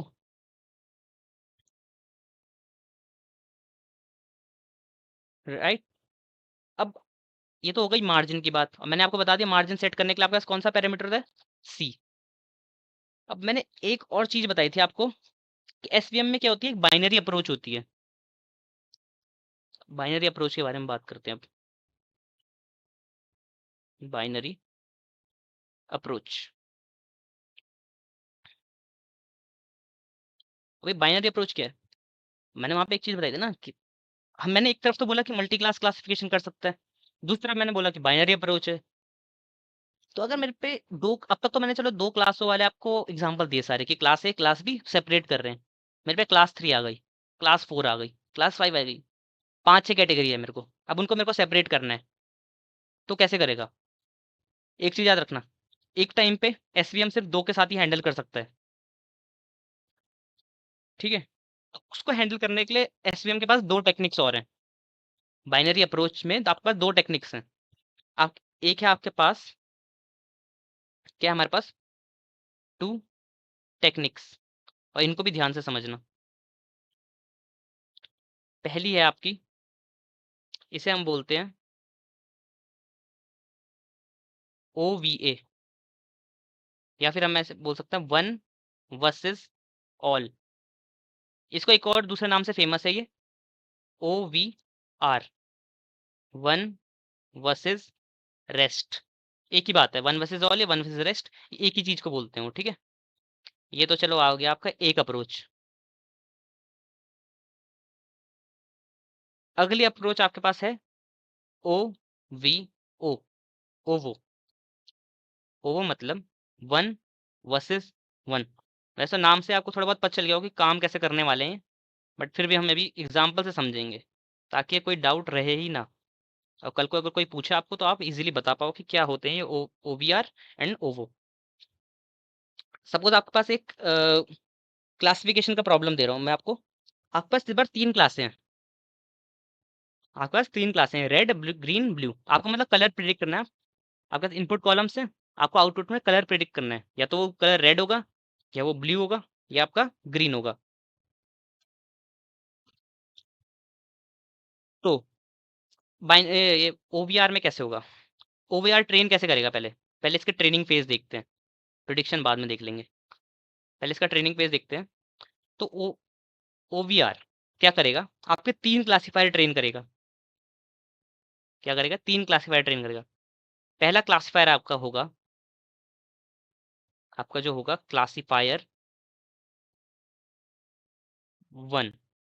क्लासिफायर 1 कैसे ट्रेन होगा, मैंने बताया आपको क्या है आपके पास, रेड ब्लू ग्रीन। क्या आपके पास, रेड ब्लू ग्रीन, ये आपके पास 3 कैटेगरीज है आउटपुट कॉलम में ना। ये क्या करेगा, पहले रेड को लेगा वर्सेस किसके साथ लड़ा देगा, रेड को नॉट रेड के साथ। मतलब एक तरफ सारे पॉइंट लेगा रेड के, और नॉट रेड यानी आपके को नॉट रेड कौन से हैं, ब्लू एंड ग्रीन। अगर मैं इन शॉर्ट बोलूँ, यहाँ देखो, ये देखो, तो वो क्या करेगा, एक तरफ तो आपकी क्लास बना देगा रेड की, और एक तरफ आपकी बना देगा ब्लू एंड ग्रीन की। यहाँ पे क्लास ए बन जाएगी आपकी रेड, क्लास बी बन जाएगी आपकी ब्लू एंड ग्रीन। ये आपका बन गया क्लासिफायर 1। ठीक है, अगली बार आपका बनेगा क्लासिफायर 2। क्लासिफायर 2 अगली बार आपका ब्लू कलर को उठाएगा, blue versus not blue. Not blue कौन से होंगे आपके, ब्लू को छोड़ के कौन बचे, red and green, red green. अगली बार कौन सा क्लासिफायर ट्रेन होगा आपका, क्लासिफायर 3। अगली बार होगा green versus not green. Not green आपको पता ही है कौन कौन से होंगे आपके, रेड एंड ब्लू। ये तो हो गया आपका ओवीआर कैसे ट्रेन करता है, या ओवीए कुछ भी बोल लो। अब हम देखते हैं ओवो कैसे ट्रेन करेगा। अब ओवो की ट्रेनिंग देखते हैं हम। मैंने कैसे लिखा, 1 वर्सेस 1, एक के साथ एक को ट्रेन करेगा ये। चलो, तो इसका पहला क्लासिफायर कैसे बनाएगा ये, इसका इसका क्लासिफायर 1 बनेगा। ये लेगा रेड को ब्लू के साथ भिड़ा देगा, रेड वर्सेस ब्लू। ठीक है, जितने पॉसिबल कॉम्बिनेशन बन सकते हैं सबके साथ बनाएगा। क्लासिफायर 2, रेड को ब्लू के साथ भिड़ा दिया इसने, अब रेड को ग्रीन के साथ भिड़ा देगा, red versus green. Third classifier 3, अब ब्लू पे आ जाएगा, रेड को तो भिड़ा दिया इसने दोनों के साथ, अब ब्लू को देखेगा, ब्लू को रेड के साथ भिड़ा चुका है ऑलरेडी, ब्लू एंड रेड तो हमारे पास है ऑलरेडी। चलो, ब्लू को ग्रीन के साथ है हमारे पास कोई, ब्लू को ग्रीन के साथ कुछ नहीं है हमारे पास, तो ब्लू वर्सेस ग्रीन। अब उसका आ जाएगा ग्रीन पे, ग्रीन का रेड के साथ है कॉम्बिनेशन, ग्रीन के साथ रेड के साथ है, चलो पहले से ही ग्रीन का ब्लू के साथ है, ग्रीन का ब्लू के साथ है, तो आपके यही तीनों क्लासिफायर है, मतलब एक का एक के साथ करेगा बस, और यहाँ एक का बाकियों के साथ करेगा। समझ आ गया मतलब, तो इनके वर्ड्स का 1 वर्सेस रेस्ट का मतलब क्या था, 1 वर्सेस 1 का मतलब क्या था। चलो, ये तो हो गया, आपकी ट्रेनिंग फेज आ गई। अब हम देखते हैं इसकी प्रिडिक्शन फेज। ये तो उसने ट्रेनिंग कर दी, अब हम प्रिडिक्शन भी तो करेंगे। तो यहाँ पे हम जाते हैं पहले ओवीआर के प्रिडिक्शन फेज में। तो ये कैसे करेगा आपके प्रिडिक्शन, आपके हर क्लासिफायर ना एक आपको स्कोर देगा या प्रोबेबिलिटी देगा। क्लासिफायर 1 मतलब आपको देगा 0.8, क्लासिफायर 2 तो देगा 0.6, क्लासिफायर दे देगा आपको 3 दे देगा 0.5। तो आपकी सबसे ज्यादा जिसका स्कोर होगा, जिस क्लासिफायर का सबसे ज्यादा स्कोर होगा या जिसकी सबसे ज्यादा प्रोबेबिलिटी होगी, वो आपका आंसर होगा। मतलब अगर क्लासिफायर 1 की सबसे ज्यादा प्रोबेबिलिटी है 0.9, तो आपका रेड होगा आंसर, कि मतलब जो आपका प्रिडिक्शन आउटपुट आ रहा है वो रेड है। अगर क्लासिफायर 2 आपका हाईएस्ट प्रोबेबिलिटी है, तो उसका आंसर होगा ब्लू। ओवरऑल आंसर क्या होगा आपका, ब्लू। क्लासिफायर 3 है अगर आपका सबसे हाईएस्ट प्रोबेबिलिटी वाला, तो आंसर होगा आपका ग्रीन। ठीक है, तो इसका आंसर प्रिडिक्शन में क्या करेगा, तो क्लासिफायर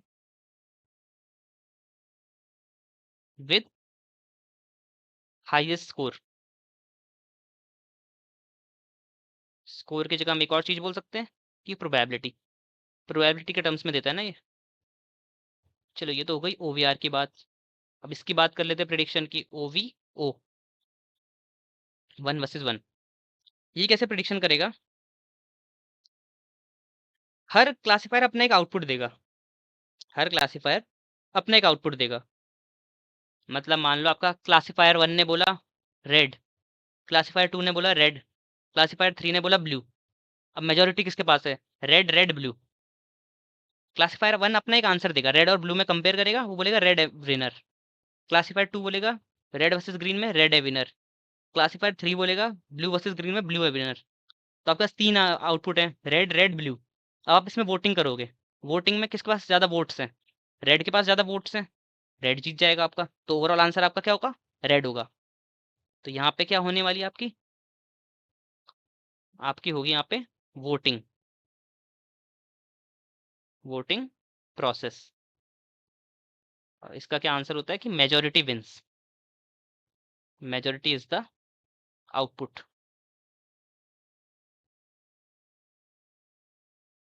जो आपका मेजोरिटी होगा, जो जो भी कलर आपका मेजोरिटी में होगा या जो भी क्लास आपकी मेजोरिटी में होगी, वो आपका फाइनल आउटपुट होगा, राइट। जो बाय डिफॉल्ट रहता है वो आपका एसवीएम के अंदर वो ओवीआर रहता है। अगर आप एसवीएम को डायरेक्ट लगा रहे हो ना अपने कोड में, तो बाय डिफॉल्ट वो किस अप्रोच को फॉलो करता है? ओवीआर को, जो कि सही भी है। क्यों सही है अभी बात करेंगे उसके बारे में। अगर आपको ओवीओ लगाना है, आपको क्या ओवीओ लगाना है, तो आपको एक्सटर्नली इंपोर्ट करना पड़ेगा। मैं आपको एक कोड बता देता हूँ, वैसे आप चैट चैट जीपीटी से भी निकाल के देख सकते हैं, बट मैं आपको कोड बताता हूँ। अगर आपको ओवो लगाना है तो आप क्या करोगे? From SK learn dot multi class. SK learn आपने पढ़ी हुई अब तक? क्योंकि देखो मैं कोड के टाइम तो नहीं करूँगा ओवीओ का यूज़, तो मैं आपको यहीं पे कोड बता रहा हूँ। तो आप इनसे इंपोर्ट करने के लिए क्या यूज़ करोगे? From SK learn dot multi class import. Import क्या करोगे आप? इसी के आगे लिखना है, यहाँ पे मेरे पे जगह नहीं है। वन वर्सेस वन क्लासीफायर, ये आपने इंपोर्ट कर दिया यहाँ पे एक लाइन में। नेक्स्ट आपने जब अपना एसवीसी बनाओगे, हम अपना एसवीसी इनिशियलाइज करेंगे ना, सपोर्ट वेक्टर क्लासीफायर। तो मैंने यहाँ पे सपोर्ट वेक्टर क्लासीफायर अपना इनिशियलाइज कर दिया डिफॉल्ट पैरामीटर के साथ, ठीक है। बट अब आपको ये लगाना है ओवीओ, तो आप क्या करोगे? जनरली तो आप क्या करोगे? एसवीसी डॉट फिट कर दोगे कि आपको सपोर्ट वेक्टर क्लासीफायर ही लगाना है डायरेक्ट। अगर आप एसवीसी डॉट फिट कर दोगे ट्रेनिंग डेटा के ऊपर डायरेक्टली, तो वो क्या होगी? आपकी ओवीआर अप्रोच होगी। बट मैंने क्या किया, मेरे को तो ओवीओ चाहिए, तो मैं यहाँ से लिखूंगा model equal to one versus one classifier, और ब्रैकेट में डाल के आप अपने बेस मॉडल को इसके अंदर पास कर दोगे, जिसमें आपने इनिशियलाइज कर रखा ना एसवीसी को, इसके अंदर पास कर दोगे वन वर्सेस वन क्लासीफायर के अंदर। उसके बाद आप जो करते ही हो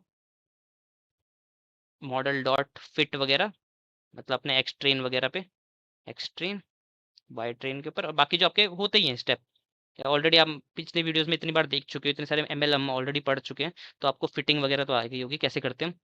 बाकी स्टेप सारे सेम आगे के, बस ये एक लाइन चेंज है आपकी ये। और इंपोर्ट करने का मैंने आपको तरीका बता दिया, तो अब दिक्कत क्या है? बस कर देना।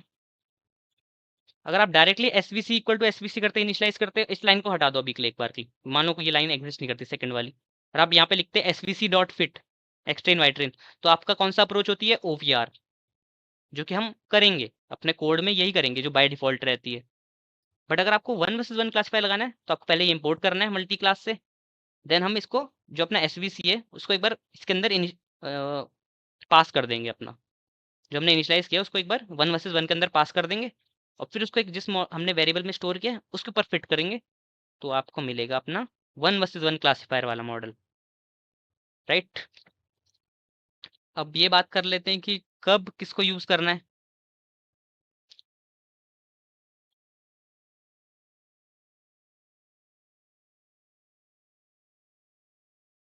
When to use, right, when to use. देखो, अगर आपके डेटा में लार्ज नंबर ऑफ क्लासेस हैं, अगर लार्ज नंबर ऑफ क्लासेस हैं, आपके आउटपुट फीचर में बहुत ज़्यादा क्लासेस हैं, मतलब आपकी कैटेगरी कितनी है आपके आउटपुट कॉलम में, मान लो 50-60 क्लासेस हैं, मतलब 50-60 क्लासिफिकेशन करने हैं आपको, तो आपके लिए बेस्ट क्या है? आपके लिए बेस्ट क्या है? आपके लिए बेस्ट होगा OVR अप्रोच, जब आपकी लार्ज नंबर ऑफ क्लासेस हैं। क्यों क्यों है इसका, क्यों है मतलब अगर लार्ज नंबर ऑफ क्लासेस है, अभी इसका भी रीजन देखते हैं। पहला है लेस कंप्यूटेशनल एक्सटेंसिव।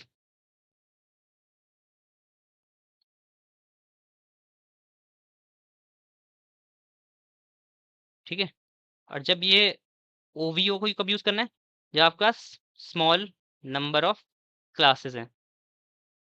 अब बड़े जब ज्यादा क्लासेस हैं, तब आप क्यों यूज नहीं करते OVO अप्रोच को, क्योंकि ये क्या है, बहुत कंप्यूटेशनल एक्सटेंसिव है, आपके कंप्यूटेशनल बहुत पावर लेगी। क्यों लेगी वो पावर, अभी समझते हैं वो भी। कंप्यूटेशनल एक्सटेंसिव है ये, बहुत ज्यादा। ठीक है, आपके बहुत ज्यादा रिसोर्सेज लेगी, और एक्सपेंसिव भी पड़ेगी आपको, क्योंकि ट्रेनिंग वगैरह आप करोगे तो क्लाउड में अगर आप ट्रेनिंग करते हो तो आपको पैसा देना पड़ता है, तो आपको बहुत ज़्यादा एक्सपेंसिव पड़ेगी ये, राइट। और स्लो भी होगी। क्या होगी, स्लो भी होगी। वो भी पढ़ेंगे अभी क्यों है स्लो वगैरह ये सब। अब देखो ये स्लो क्यों है। मान लो आपके पास 50 क्लास हैं, आपका जो क्लासिफिकेशन का प्रॉब्लम है उसमें 50 क्लास हैं। अगर आप OVR अप्रोच यूज करोगे तो आपके कितने क्लासीफायर बनेंगे ओवरऑल, 50 क्लासीफायर बनेंगे। ठीक है, बट वहीं अगर आप OVO का यूज करोगे, अगर आप गूगल पे सर्च करोगे how many combination of 50 numbers, 50 क्लासों के कितने कॉम्बिनेशन बन सकते हैं ना, तो आपको बहुत ज्यादा कॉम्बिनेशंस मिलेंगे। आपने अभी ये पढ़ा, इसमें तो आपके चलो 50 क्लासेस है तो 50 ही क्लासीफायर बनेंगे, बट यहाँ पे अगर आप सेम यही चीज OVO में देखोगे कि अगर 50 क्लासेस हैं आपके डेटा सेट में, तो जो आपकी ओवरऑल क्लासेस क्लासीफायर बनेंगे ना, वो बनेंगे, अगर शेयर जीपीटी से क्रिएट करके निकाला यहाँ पे तो इतने 1225। ठीक है, तो 1225 क्लासीफायर बनेंगे। अगर इतने 12225 क्लासीफायर बनेंगे आपके, तो आपका कंप्यूटेशनली एक्सटेंसिव नहीं होगा, वो एक्सपेंसिव भी होगा, ज़्यादा ट्रेनिंग करनी है, स्लो भी होगा, क्योंकि यहाँ सिर्फ आपके 50 क्लासीफायर है, यहाँ आपके 1000 क्लासीफायर हैं। तो कौन फास्ट होगा, 50 वाला फास्ट होगा, ऑब्वियस सी बात है, इसमें कोई रॉकेट साइंस तो है नहीं। ठीक है, अब अब अगर ओवो में आपके हानि ही है कि एक्सटेंसिव है, स्लो है, स्मॉल नंबर ऑफ क्लासेस पे ही लगेगा, तो इसका कुछ एडवांटेज भी तो होंगे, वरना ये एग्जिस्ट ही क्यों करता है। अगर OVR ही हमारा काम कर रहा है सारा, तो उसका है रीजन, और वो रीजन है एक्यूरेसी के ऊपर। एक्यूरेसी के ऊपर कैसे, कि जो आपका OVR है, ये कैप्चर कर सकता है आपके कॉम्प्लेक्स रिलेशनशिप, आपके डेटा में कॉम्प्लेक्स रिलेशनशिप को कैप्चर कर सकता है। ठीक है, बट जो OVO है वो आपके डेटा में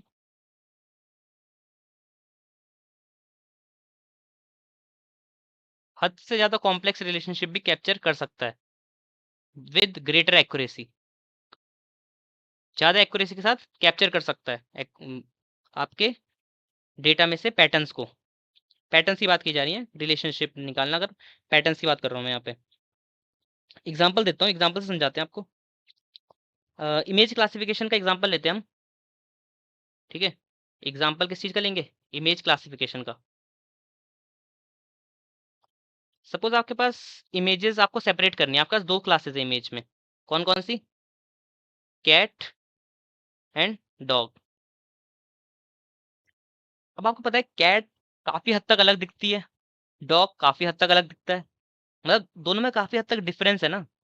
भले तो देखो थोड़े बहुत सेम तो दिखते ही हैं, कि मतलब देखो चार पैर बिल्ली के हैं, चार पैर कुत्ते के हैं, एक पूंछ होती है बिल्ली की, अ, एक पूंछ होती है कुत्ते की, दो कान होते हैं, दो कान होते हैं दोनों में, मतलब थोड़े बहुत तो हैं सिमिलर, बट तब भी आप, बिल्ली काफी हद तक अलग है, कुत्ता काफी हद तक अलग है। बिल्ली हाइट में छोटी होती है बहुत ज्यादा, कुत्ता हाइट में बहुत बड़ा होता है, मतलब नोटिसेबल चेंजेस हैं, काफी हद तक नोटिसेबल चेंजेस हैं, डिस्टिंक्ट चेंजेस हैं। वहीं तो यहाँ पे OVR अच्छा परफॉर्म कर लेगा, बट अगर मैं यही इमेज क्लासिफिकेशन का एग्जांपल दूं किसके केस में, आपका मैं एग्जांपल देता हूं, जर्मन शेफर्ड एंड लैब्रा, दोनों ही कुत्ते हैं, जर्मन शेफर्ड भी कुत्ता है, लैब्रा भी कुत्ता है। तो इनमें जो नोटिसेबल चेंजेस है वो बहुत कम है, तो इनके जो पैटर्न्स हैं वो बहुत हद से ज्यादा कॉम्प्लेक्स है। एक कुत्ता और बिल्ली को डिफरेंशिएट करना इजी है फिर भी, बट अगर एक जर्मन शेफर्ड एक लैब्रा है, क्योंकि उनमें तो बहुत ही ज्यादा सिमिलैरिटी है, लैब्रा और जर्मन शेफर्ड की तो हाइट भी लगभग सिमिलर ही होगी, फेशियल स्ट्रक्चर भी लगभग सिमिलर होंगे। बिल्ली के चलो फेशियल स्ट्रक्चर, कुत्ते का फेशियल स्ट्रक्चर अलग अलग है, तो इसको डिफरेंशिएट करना ईजी है। तो वही वहां पे काम आता है वो, जब आपके डेटा में क्लासेस तो कम है, 2 या 3 क्लासेस है, तो इतने ज्यादा आपके क्लासिफायर नहीं बनने वाले 1000 2000, राइट। जैसे कि आप यहीं का एग्जांपल ले लो, जब हमने ये रेड ब्लू वाला पढ़ा, यहाँ 3 क्लासेस थी, तो ओवीआर में भी यहाँ पे हमारे 3 ही क्लासिफायर बने, ओवो में भी हमारे 3 ही क्लासिफायर बने। तो जब 3 क्लासेस 4 क्लासेस ऐसे हो ना, तो ओवो आप यूज कर सकते हो, क्या पता आपको अच्छी एक्यूरेसी मिल जाए। क्यों? क्योंकि ओवो ना आपको और ज्यादा डिटेल में आपको रिलेशनशिप कैप्चर करने में मदद करता है, कॉम्प्लेक्स से कॉम्प्लेक्स रिलेशनशिप। तो अगर ऐसा क्लासिफिकेशन होगा आपका इमेज क्लासिफिकेशन, जैसे आपके 2 डॉग्स को करना है, तो आपको ओवी ओवो अच्छा परफॉर्म करेगा, और कैट डॉग में ओवीआर। तो ओवीआर को अगर आप ये जर्मन शेफर्ड और लैब्रा वाला दोगे ना, तो ओवीआर नहीं कर पाएगा इतना अच्छे से, राइट, क्योंकि ओवीआर इतना कॉम्प्लेक्स नहीं कर पाएगा हैंडल, है ना। तो वही चीज है। और तो अगर मैं आपको एक बेसिक, अब आप पूछोगे कि मैं कब यूज करूं किसको, तो अगर मैं आपको एक बेसिक सी चीज बताऊं ना, पहले स्टार्ट करो ओवीआर से ही, जो आपका बाय डिफॉल्ट रहता है एसवीएम के अंदर, जो डायरेक्टली लगाते हो आप एसवीएम, वो यूज करो। अगर आपको रिजल्ट नहीं मिल रहे, आपको लग रहा है एक्यूरेसी आपकी नहीं आ रही इतनी अच्छी, तो आप एक्सपेरिमेंट कर लो ओवो के साथ। अगर आपको ओवो एक्यूरेसी अच्छी दे रहा है तो यूज करो, नहीं दे रहा तो मत यूज करो। लगाने में कितना टाइम लग रहा है, एक लाइन का कोड तो लग रहा है बस। तो अब हम देख रहे हैं इसका मैथमेटिकल इंट्यूशन। तो यहाँ पे मैंने एक सैम्पल डेटा सेट ले रखा है, जिसमें आपका एक x1 x2 आपके इनपुट फीचर है, y आपका आउटपुट फीचर है, जिसमें आपकी 2 क्लासेस हैं, क्लास 1 एंड क्लास 2, दो आपकी कैटेगरी है। बाइनरी क्लासिफिकेशन का एग्जांपल ले रहे हैं शॉर्ट रखने के लिए। तो स्टेप बाय स्टेप चलते हैं अपना, तो अपने पहले स्टेप से स्टार्ट करते हैं अपना। तो आपका जो पहला स्टेप होगा, आपको अपना क्या करना है, हाइपर प्लेन फाइंड करना है पहले तो अपना। हाइपर प्लेन यानी वही आपको सेपरेट करने वाली लाइन फाइंड करनी है ना अपनी पहले। Find the hyperplane, right. अब जो हाइपर प्लेन की इक्वेशन होती है, आप थोड़ा बहुत फेमिलियर हो गए इस इक्वेशन से, अगर आपने लीनियर रिग्रेशन पढ़ा है ना, थोड़ा बहुत सिमिलर है। तो इक्वेशन ऐसी कुछ है आपकी, W1 x1 W2 x2 plus b equal to 0, ये आपकी इक्वेशन है। अब इसमें बात कर लेते हैं क्या क्या चीज़ें ये। x1 x2 तो आपके ये इनपुट फीचर है, ये तो आपको ऑलरेडी पता है। W1 आपके क्या है, कोफिशियंट्स है। कोफिशियंट या हम इन्हें एक और चीज़ से बोलते हैं, W को आप वेट्स,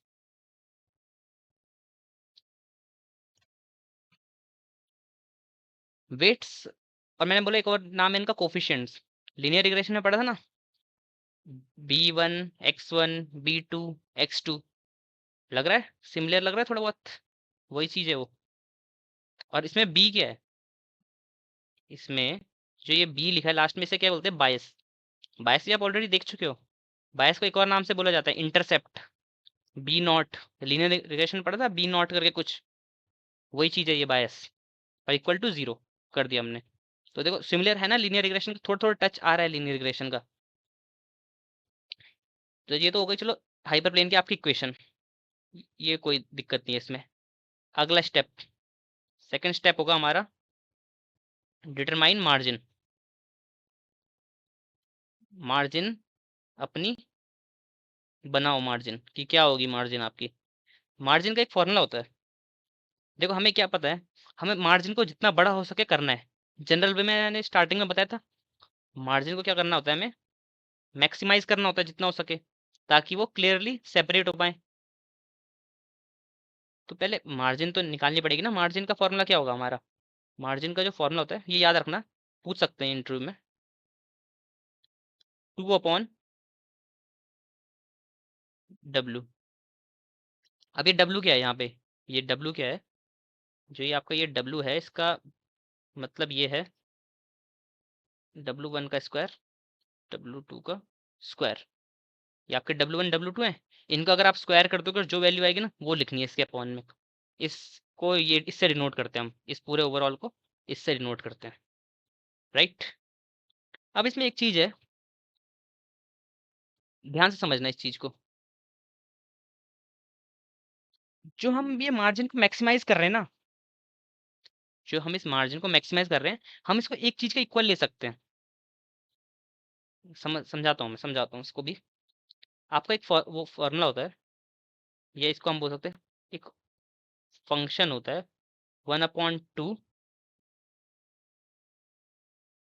W²।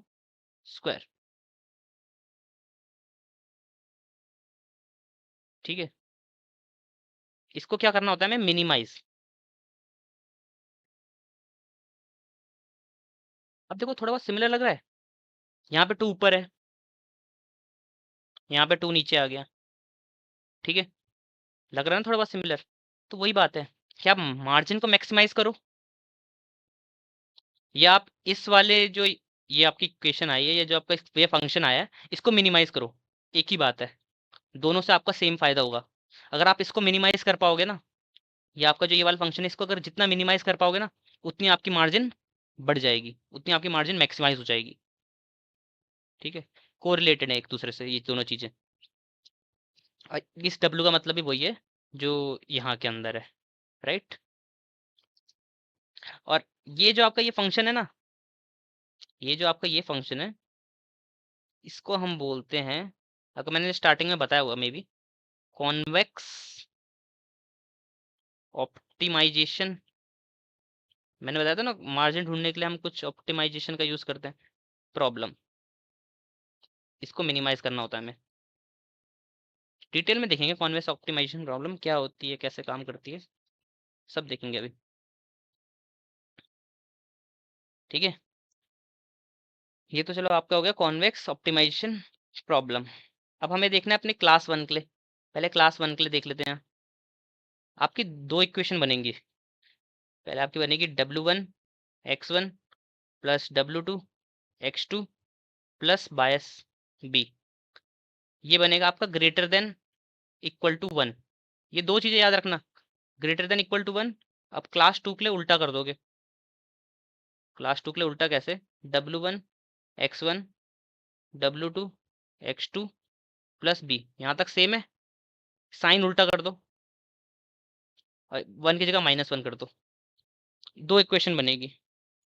यहाँ से आपको समझ आ रहा है कि बाइनरी अप्रोच क्यों फॉलो कर रहा है, क्योंकि 1 और -1 में करता है क्लासीफाई, एक क्लास को आपकी 1 मान लेगा, एक क्लास के आपको -1 मान लेगा। तो यहाँ से आता है आपका बाइनरी अप्रोच का कॉन्सेप्ट मैथमेटिकली। ठीक है, और ये याद रखना किस क्लास को आप 1 मान रहे हो, किस क्लास को -1 मान रहे हो, अभी लास्ट में आपका काम आएगा ये, कि 1 और -1 वाला सीन। चलिए ये तो हो गया, ये कौन सा स्टेप था हमारा, सेकंड।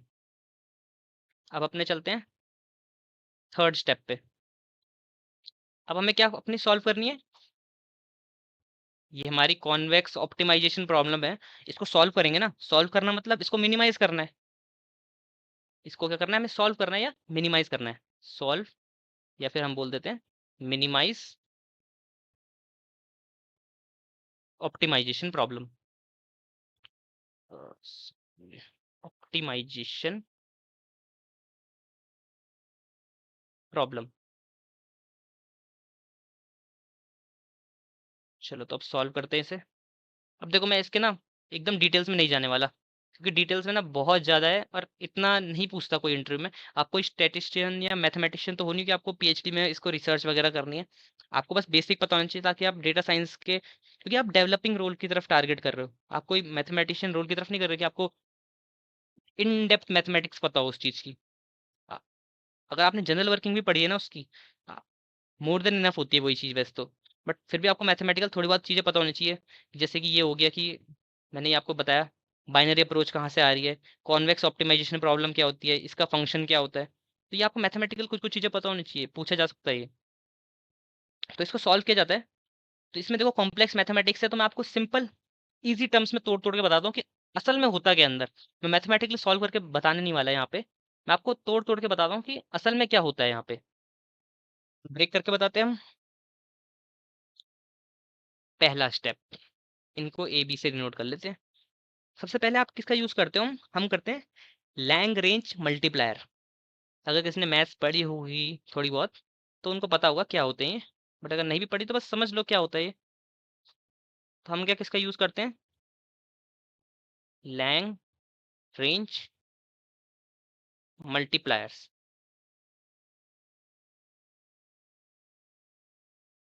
ठीक है, इनका यूज करेंगे। और इनसे हम क्या बनाते हैं,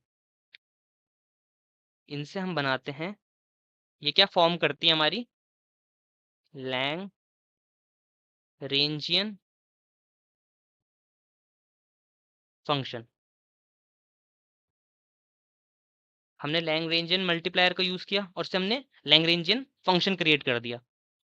कल को अगर इंटरव्यू में बोलेगा तो थोड़ा बहुत ये बता देना मैथमेटिक्सली, काम हो जाएगा इतने से। ठीक है,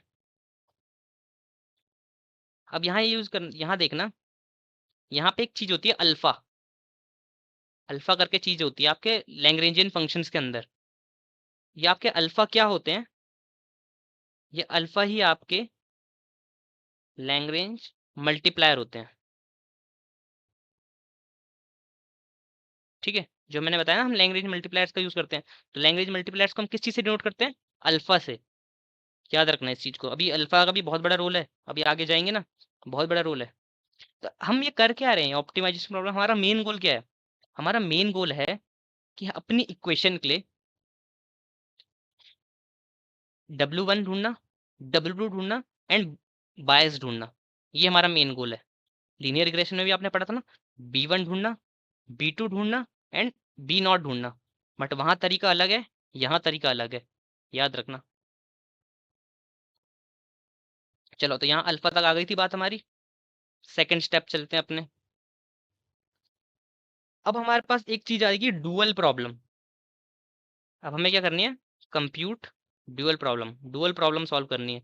अब डुअल प्रॉब्लम क्या होती है वो भी देखते हैं, DUAL प्रॉब्लम। ये क्या होता है, आपको जो ये लैंग्रेंजियन फंक्शन मिला है ना, आपको यहाँ पे लैंग्रेंजियन फंक्शन मिल चुका था लैंग्रेंजियन मल्टीप्लायर का यूज करके। आपको इस लैंग्रेंजियन फंक्शन को, जो आपको मिला है, इसको क्या करना है, आपको इसको भी मिनिमाइज करना है। इसको भी क्या करना है हमें, मिनिमाइज करना है। जितना हो सके इसे मिनिमाइज करो, किसके रिस्पेक्ट पे, विद रिस्पेक्ट टू वेट्स, यानी W1 W2 दोनों के उस पे, एंड B बायस के रिस्पेक्ट पे। अब ये क्या बोल रहा हूँ मैं, रिस्पेक्ट के क्या बोलना चाह रहा हूँ मैं यहाँ पे,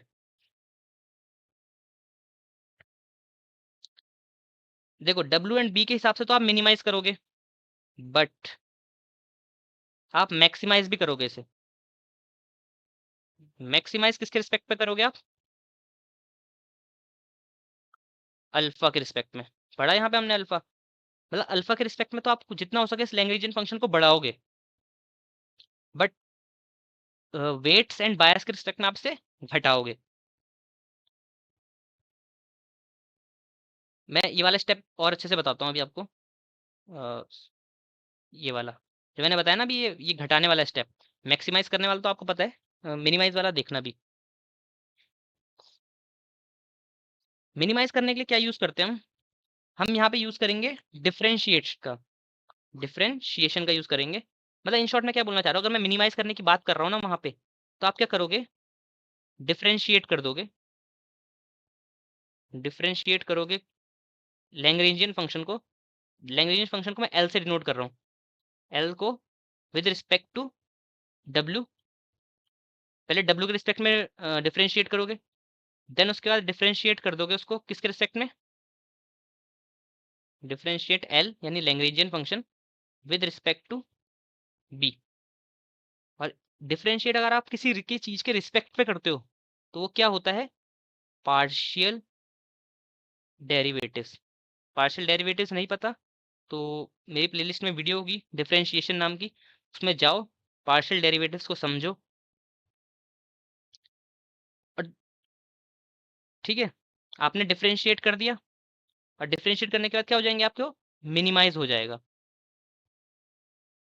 मिनिमाइज्ड, मिनिमाइज हो गया आपका, ये वाला स्टेप हो गया आपका minimise with respect to W and B. उसके बाद आपको क्या करना है, अगला स्टेप मैक्सिमाइज करना है with respect to alpha. Alpha के रिस्पेक्ट में क्या करना है आपको, उसको इंक्रीज करना है, मैक्सिमाइज करना है जितना बड़ा हो सके। ठीक है, और जब आप ये दोनों मैक्सिमाइज वाले कर लोगे, यहाँ पे मैं लिख देता हूँ एक और बार वैसे। अब उसके बाद क्या करना है आपको, मैक्सिमाइज करना है विद रिस्पेक्ट टू अल्फा। अब ये दोनों स्टेप कर लिए, जैसे ही आप ये स्टेप कर लोगे ना आपको एक नई चीज मिलेगी, वो होगी आपकी डुअल प्रॉब्लम। हमें क्या मिलता है, डुअल प्रॉब्लम।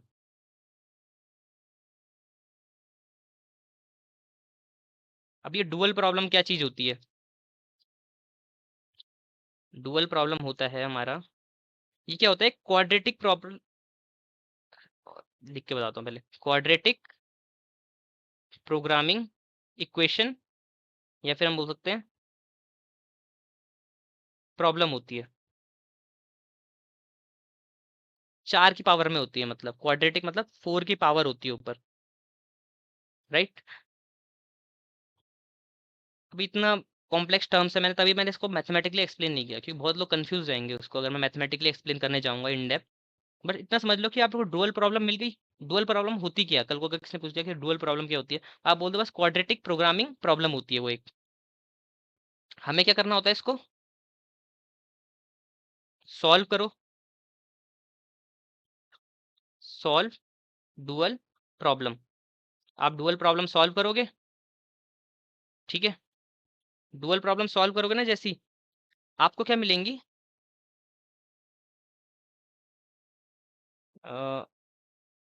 Best values.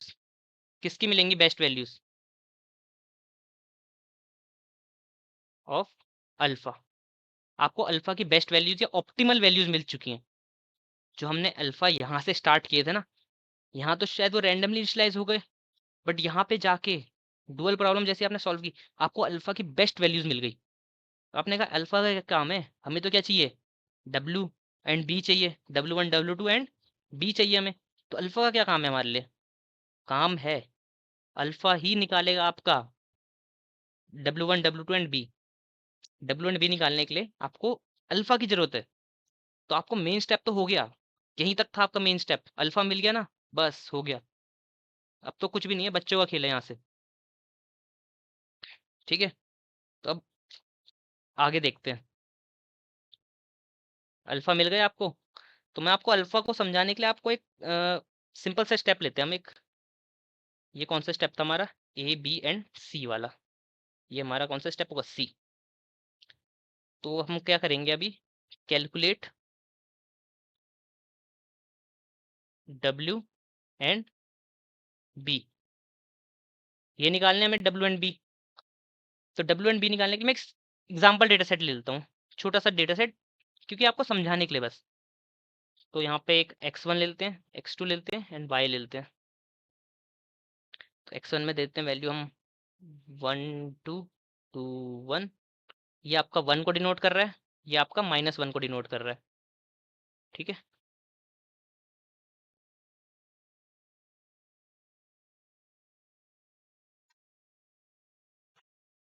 ये आपका डेटा सेट हो गया। सपोज आपको अल्फा की बेस्ट वैल्यूज मिल गई, आपने डुअल प्रॉब्लम सॉल्व की, तो आपकी जो अल्फा की वैल्यूज है वो ये ऐसे कुछ है। अल्फा 1 आपका है आपका 1, अल्फा 2 है आपका 1, दोनों 1 है आपके। ठीक है, अल्फा 1 किसको डिनोट कर रहा है, आपकी रो 1 को। अल्फा 1 किसके लिए आपका, 1 2 के लिए, यानी 1 2। ये अल्फा 2 किसके लिए आपका, 2 1 के लिए। 2,1 इसके लिए आपका अल्फा 1 अल्फा 2। तो ऐसे आपको हर रो के लिए अल्फा मिलेगा। ये मैंने आपको सैंपल डेटा सेट लिया ना, वैसे आपको ना जब आप ये वाला डेटा सेट कैलकुलेट कर रहे होगे ना, आपको एक अल्फा 1 मिलेगा, अल्फा 2 मिलेगा, अल्फा 3 मिलेगा, अल्फा 4 मिलेगा। यहाँ पे 4 अल्फा मिलेंगे, जितनी रोज होंगी उतने अल्फा। अब पहले आ जाते हैं अपने ए पार्ट। इसके अंदर भी पार्ट बनाएंगे, तो हम पहले डब्ल्यू कैलकुलेट करते हैं। Calculate W. डब्ल्यू के लिए फॉर्मूला है, फॉर्मूला क्या है हमारा, ऐसा कुछ फॉर्मूला है, summation of alpha Y and X. ये देखो स्मॉल एक्स है, इसमें मत जाना एक्स वन एक्स टू पे, ये आपका स्मॉल एक्स है। स्मॉल एक्स से क्या समझोगे अभी देखना, ये आपका फॉर्मूला है। अब ये तो जनरल फॉर्मूला है। अब इस डेटा सेट के हिसाब से क्या बनेगा आपका,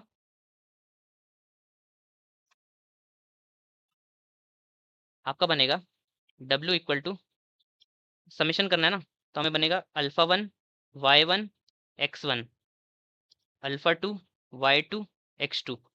मतलब जितनी रोज हैं उनका आउटपुट का और उनके इनपुट का। चलो निकालते हैं। अल्फा 1 क्या है हमारे पास, 1 है। वाई 1 क्या है हमारे पास, वाई 1 क्या है, 1 है। ठीक है, 1 यानी आपको फर्स्ट रो का देखना है, तो ये 1 है आपका। ठीक है, एक्स 1 क्या है आपका, एक्स 1 यानी आपके दोनों पॉइंट्स कंबाइन। ये स्मॉल एक्स 1 यानी आपके एक्स 1 एंड एक्स 2 कंबाइन, ये आपका एक्स 1। स्मॉल एक्स 1 क्या है, 1,2। ये आपका 1,2, ब्रैकेट समेत लिख दो यहाँ पे। सेम अल्फा 2 के लिए करो, 1 इंटू यहाँ पे क्या है वाई -1 इंटू 2,1 एक्स 2 क्या है आपका, ये 2,1। ठीक है, हो गया। चलो, तो ये 1 इंटू 1 तो 1,2 ही आ जाएगा। चलो ठीक है, फिर उसके बाद प्लस करेंगे, तो 1 इंटू -1 को आप इसके अंदर इंटू कर दोगे ब्रैकेट के अंदर, तो ये आपका बन जाएगा -2 कॉमा -1। ठीक है, बन गया। अब इसको कैलकुलेट करो, क्या करोगे, 1 - 2, 1 - 2, पहले वाले को पहले के साथ माइनस, दूसरे वाले को दूसरे के साथ प्लस, यानी 1 प्लस -2 का प्लस माइनस माइनस हो जाएगा, तो आपका आएगा 1 - 2। वैसे यहाँ पे क्या आएगा आपका, 2 प्लस -1 यानी 2 - 1। तो क्या आएगा आपका यहाँ पे, 1 - 2 होगा आपका -1, 2 - 1 होगा आपका 1। ये आया आपका ओवरऑल आंसर। तो इसमें जो आपकी पहली वैल्यू है ना, ये आपकी W1 को डिनोट कर रही है, दूसरी वैल्यू आपकी W2 को डिनोट कर रही है। मिल गई आपको W1 एंड W2 की वैल्यू। अब वैसे ही आ जाओ आप बायस पे। अब आपको निकालना है क्या, बायस।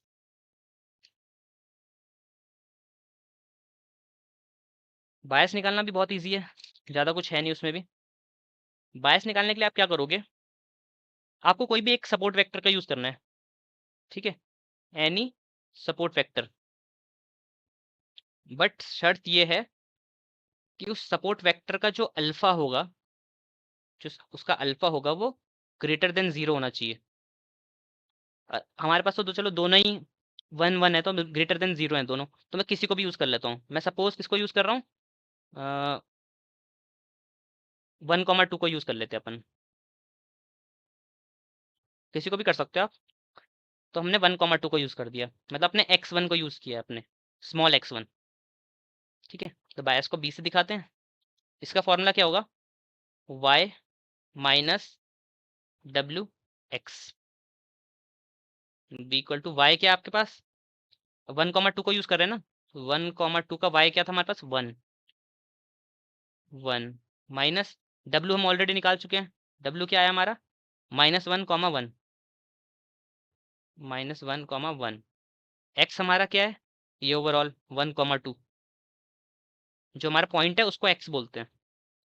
ठीक है, चलो तो कैलकुलेट करो, 1 माइनस, इनको इंटू करना है आपस में, चलो करो 1 इंटू इनको, -1 इंटू 1, -1 इंटू 1 करोगे तो क्या आएगा, -1 आएगा। जो आप इंटू कर रहे हो तो साइन किसका आएगा बीच में, प्लस आएगा। जब आप इंटूज में कर रहे हो तो साइन आएगा प्लस का। और 1 इंटू 2 तो आपका आएगा 2, 1 माइनस -1 + 2 क्या होगा आपका? -1 + 2 होगा आपका 1, राइट?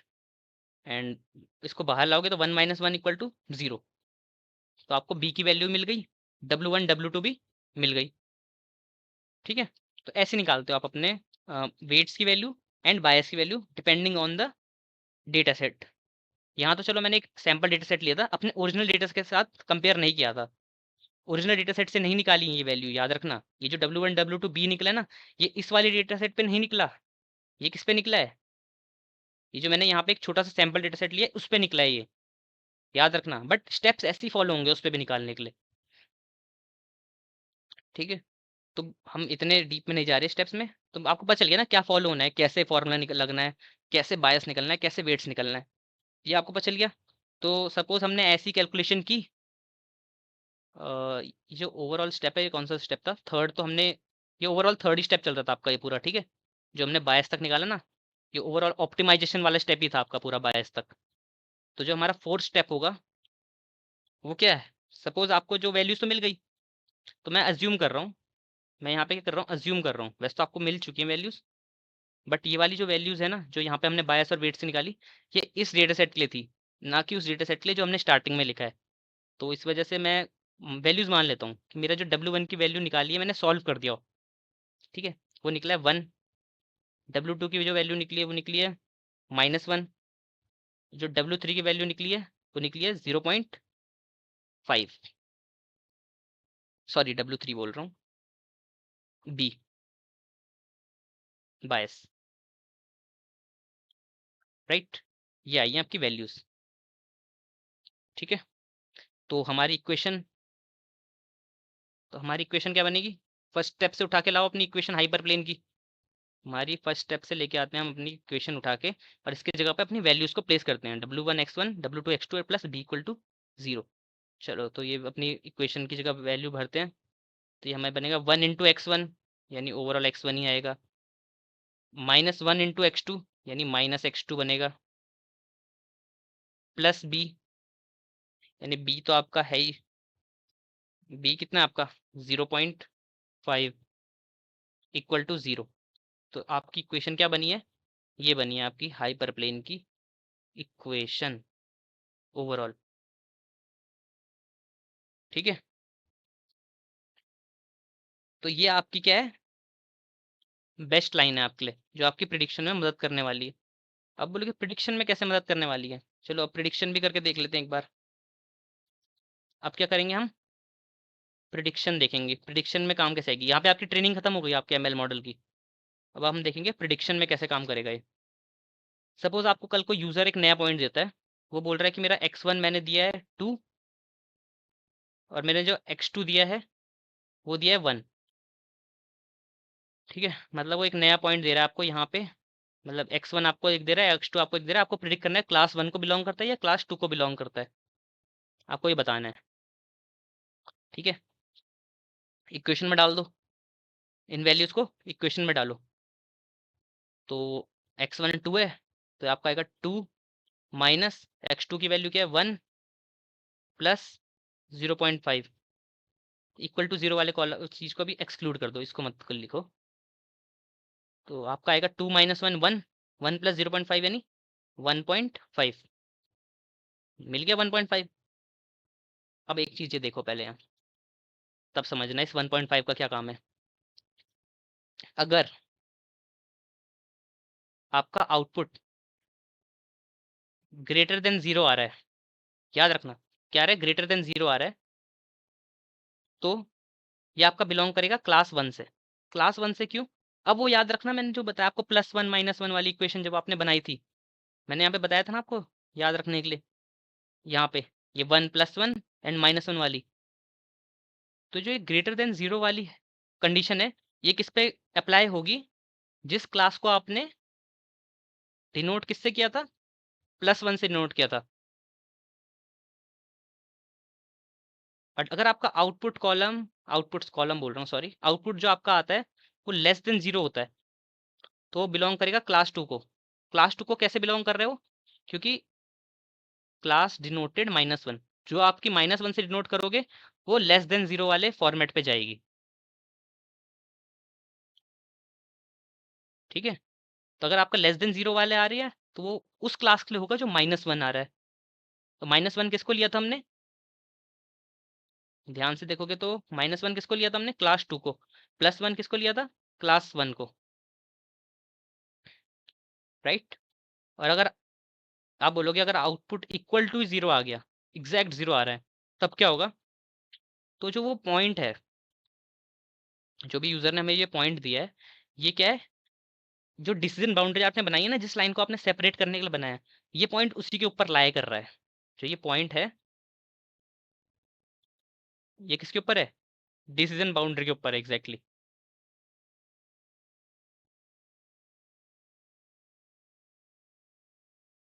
ठीक है, तो अब अपना केस देखते हैं, हमारी प्रिडिक्शन क्या होगी। हमारा प्रिडिक्शन क्या आया था आउटपुट, हमारा आउटपुट था 1.5। अब आपको पता है 1.5 क्या है, ग्रेटर देन 0 है। ग्रेटर देन 0 है तो क्या होगा, क्लास 1।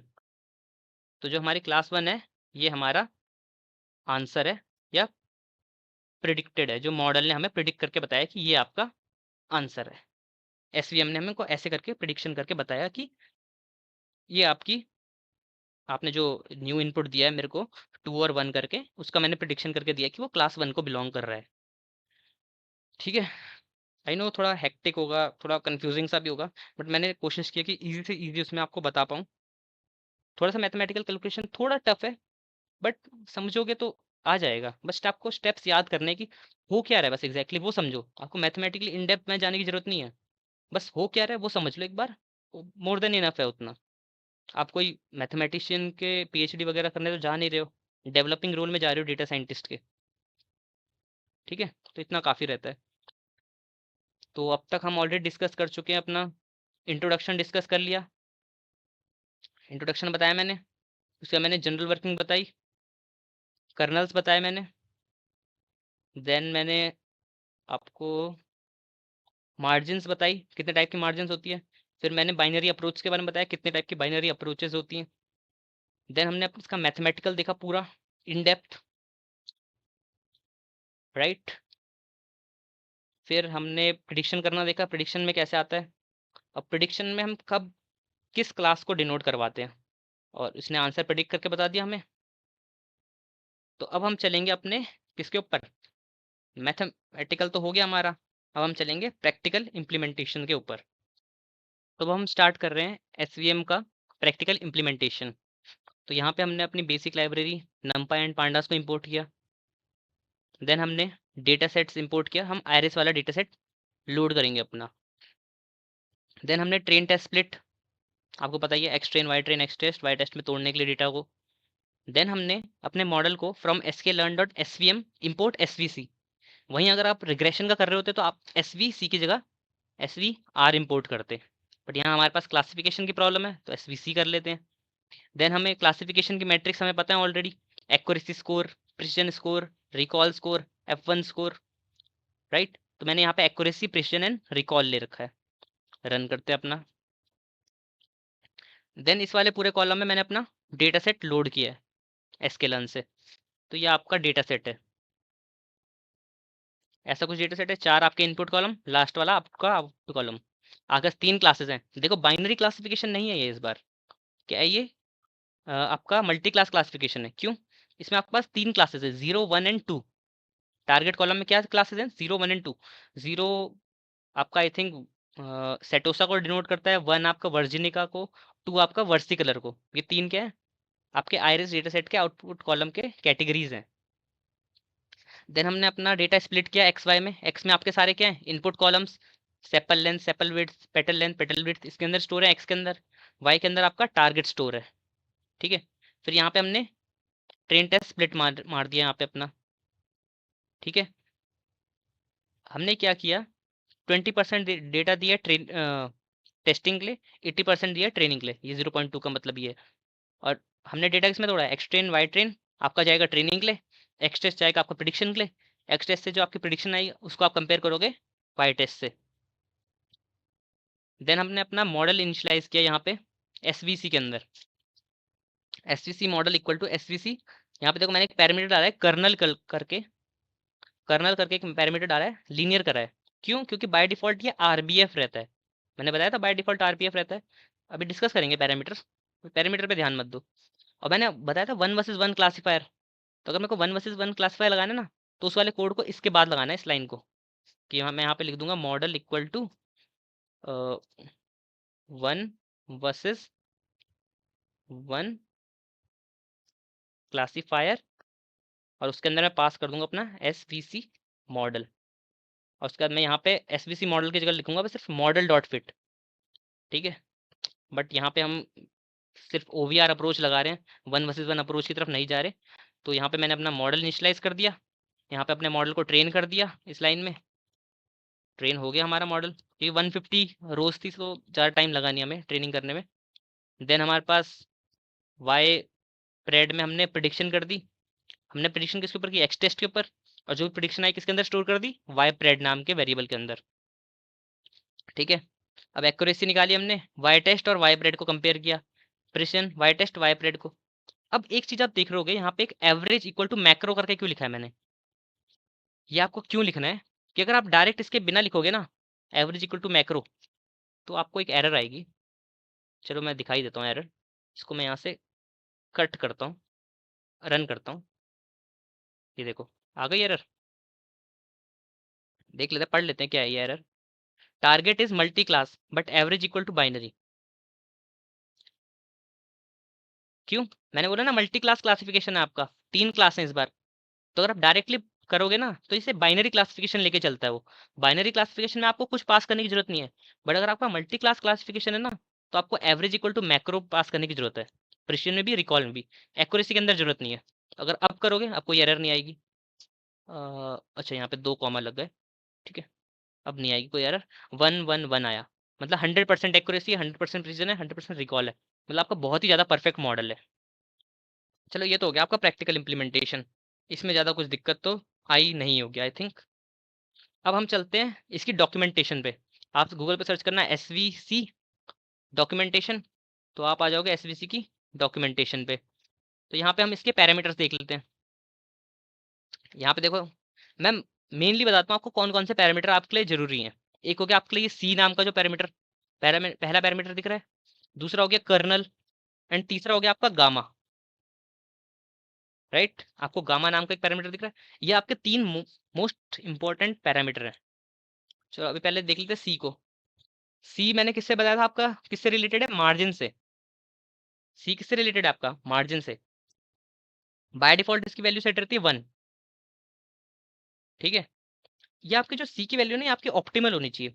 अगर आप उसको ज़्यादा हाई कर दोगे, मैंने सपोज अगर इस वैल्यू को रख दिया 1 की जगह, मैंने रख दिया से 1000 रख दूं मैं अगर से, ठीक है, 1 की जगह मैं 1000 मान लेता हूँ, 100 मान लेता हूँ, तो ये क्या करेगा? हार्ड मार्जिन अप्लाई हो जाएगी आपके लिए।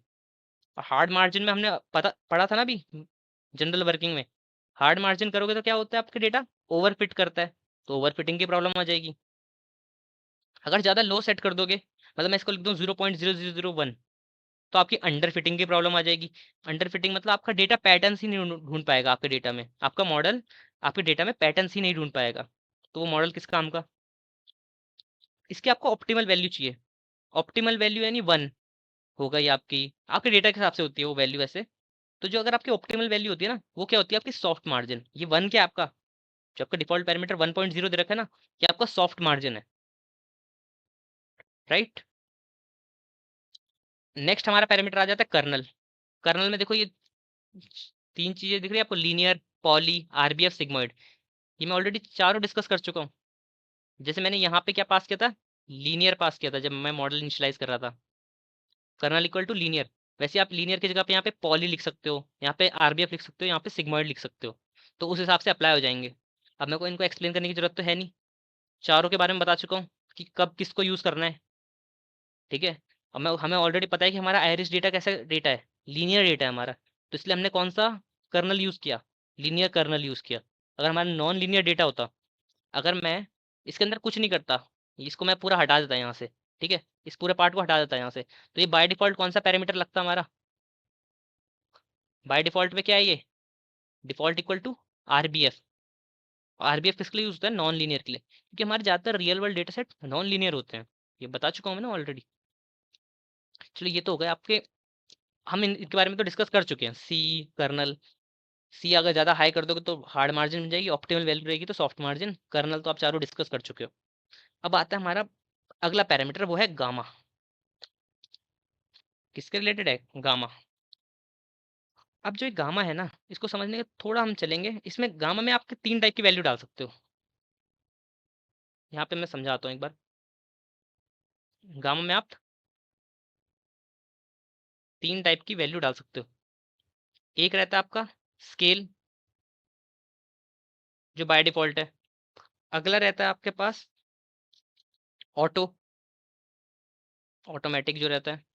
नेक्स्ट आपके पास रहता है आप अपनी मैनुअल वैल्यू डाल सकते हो कुछ भी, मतलब आप फ्लोट में डाल सकते हो कुछ भी, 1, 0.01, ठीक है, कुछ भी डाल सकते हो।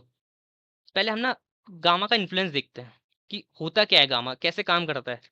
तो इसको समझने के लिए आप ये लो, सपोज अभी मेरा गामा, गामा को मैं इससे डिनोट कर रहा हूँ, ठीक है। अभी मेरा गामा 0.01 है,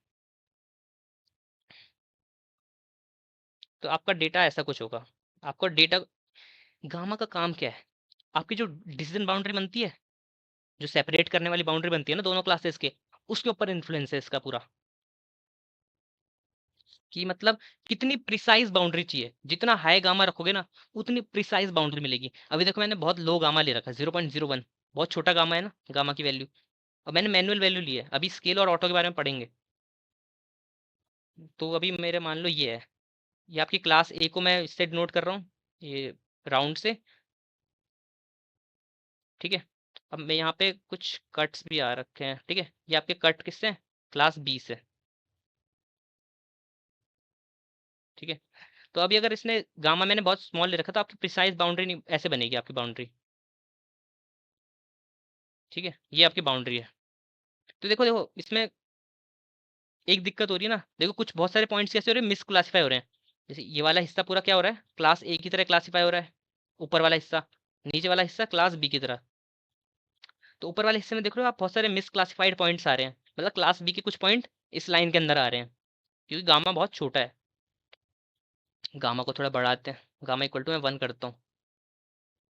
तो अब जो मेरे पॉइंट्स होंगे ना थोड़े प्रिसाइज होगी बाउंड्री। तो देख लेते हैं, ठीक है, बनाते हैं। तो अगर मैं गामा की वैल्यू 100 रख दूं, बहुत हाई, तो ये बाउंड्री एकदम प्रिसाइज बनेगी आपकी, इतनी प्रिसाइज बाउंड्री। वही थोड़ा हार्ड मार्जिन वाला खेल है कि एकदम एक भी पॉइंट मिस क्लासीफाई नहीं होने देगा, जितना आप गामा की वैल्यू हाई करते रहोगे, ठीक है। तो यहाँ देखो एक भी मिस क्लासीफाइड पॉइंट नहीं है, राइट। तो वही है कि आपको जितनी प्रिसाइज बाउंड्री चाहिए ना, उतना गामा की वैल्यू को हाई करो। अगर आप ज़्यादा ही हाई कर दोगे तो वो बहुत ज़्यादा प्रिसाइज बाउंड्री बना देगा, जिसकी वजह से ओवर फिटिंग हो जाएगी, जो कि हमने हार्ड मार्जिन में पढ़ा है। तो सेम वही वाला खेल हो जाता है यहाँ। और आप ज़्यादा ही लो कर दोगे तो अंडर फिटिंग हो जाएगी, सेम जो हमने अभी सी के टर्म्स में पढ़ा ना। सी में भी तो यही होता है, अगर सी की वैल्यू आप ज़्यादा छोटी कर दे रहे हो तो अंडर फिटिंग, ज़्यादा हाई कर दे रहे हो तो ओवर फिटिंग। तो वही गामा के केस में भी है। क्यों? अगर मैं इसकी बहुत ही कम वैल्यू कर दूँ तो ये एकदम ऐसी बेकार सी लाइन बना देगा जो क्लासीफाई नहीं कर पाएगी। तो इसके लिए हमें इसकी भी ऐसी एकदम बेस्ट वैल्यू चाहिए होती है अपने लिए। चलो, ये तो हो गई इस चीज़ की बात। अब देखते हैं हम, गामा में दो चीज़ें और वैल्यूज़ हैं। एक तो होता है कि आप मैनुअली डाल दो वैल्यूज़, जैसे मैंने अभी बताया 1 डाल दिया आपने, 0.01, 100 डाल दिया, कुछ भी। अब दो चीज़ें और हैं, स्केल और ऑटो करके।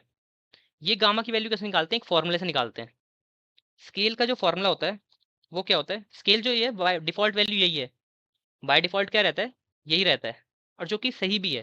स्केल काफ़ी हद तक काम कर लेता है आपका। तो जिसका फॉर्मूला होता है स्केल का, वो आपका ऐसा कुछ होता है, आपको मिल जाएगा वैसे, डॉक्यूमेंटेशन में लिखा होगा आई थिंक। हाँ, ये देखो फॉर्मूला दे रखा है यहाँ पे, 1 comma n features into x dot वैर। तो वही है फॉर्मूला आपका। यहाँ पे देखेंगे तो 1 अपॉन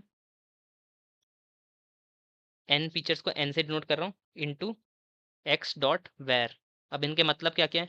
1/n का मतलब है नंबर ऑफ फीचर, मतलब आपके डेटा में कितने कॉलम्स हैं, ठीक है, वो आपका n है। एक्स डॉट वेयर यानी आपके जितने इनपुट कॉलम्स हैं, इनपुट कॉलम्स को याद है हम एक्स के अंदर लिखते हैं, उनका वेरिएंस निकालो और उससे इंटू कर दो, और जो ये वैल्यू आएगी ना वो आपकी गामा की वैल्यू हो जाएगी, ठीक है। ऑटो के लिए जो हमारा फॉर्मूला होता है, सिंपल सा फॉर्मूला होता है इसके लिए, ये होता है 1/n। सिर्फ यहाँ पे n इंटू वेर एक्स और वेरियंस से भी इंटू कर रहा है ना, यहाँ पे कुछ वेरियंस से इंटू नहीं, 1/n सीधा, ठीक है। तो आप जो चाहे यूज़ कर लो, स्केल कर लो, यूज़ ऑटो कर लो, मैनुअली डाल लो वैल्यू। बट मेरे को बस ये बताना था कि अगर जितनी हाई करोगे गामा की वैल्यू, उतनी आपकी जो बाउंड्री है वो प्रिसाइज बनेगी, उतना जो क्लियरली डिस्टिंग्विश करेगी वो से। तो आप ज़्यादा हाई भी मत रखना, ज़्यादा लो भी मत रखना, ऑप्टिमल वैल्यू चाहिए। ऑप्टिमल वैल्यू के लिए क्या करते हैं हम? हाइपर पैरामीटर ट्यूनिंग करते हैं, बेस्ट वैल्यूज ढूंढनी है ना आपको अपने डेटा के लिए। तो यही आपके जो मेन पैरामीटर हैं, ठीक है। और भी पैरामीटर्स का आप पढ़ सकते हो, श्रिंकिंग है, कोफिशिएंट 0 है, क्लास वेट है, वर्बोज है, मैक्स आइटर है, राइट। बट लेकिन इसका इतना यूज़ नहीं है, मेनली आपके ये तीन जो हैं बहुत आपका इन्फ्लुएंस डालते हैं, राइट। अब देखो, अभी हमने पढ़ा था डुअल कोफिशिएंट, डुअल प्रॉब्लम कुछ निकाली थी हमने, तो हम अपना डुअल कोफिशिएंट भी कैलकुलेट कर सकते हैं कि जब इस मॉडल ने काम किया तो वो क्या निकाला। तो चलो देख लेते हैं अपना डुअल कोफिशिएंट क्या है, इसको सी करते हैं यहाँ से, और यहाँ पे अपना एसवीसी मॉडल नाम का वेरिएबल है ना, एसवीसी मॉडल डॉट,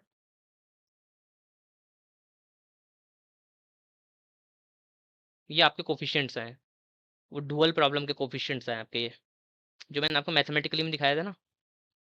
वैसे ही आप और चीज़ों को भी देख सकते हो, एन फीचर्स देख सकते हो, अपने क्लासेस देख सकते हो, क्लास वेट्स वेट्स देख सकते हो, वेट्स देख लेते हैं अपने क्लास के। ये आए हैं 1 1 1, W1 W2 W3 वगैरह, जो देख रहे थे ना वेट्स वगैरह, वो है आपके ये वेट्स, ठीक है। एंड सेम आपका ये क्लासेस नाम का है, इसे भी देख लेते हैं ये क्या है,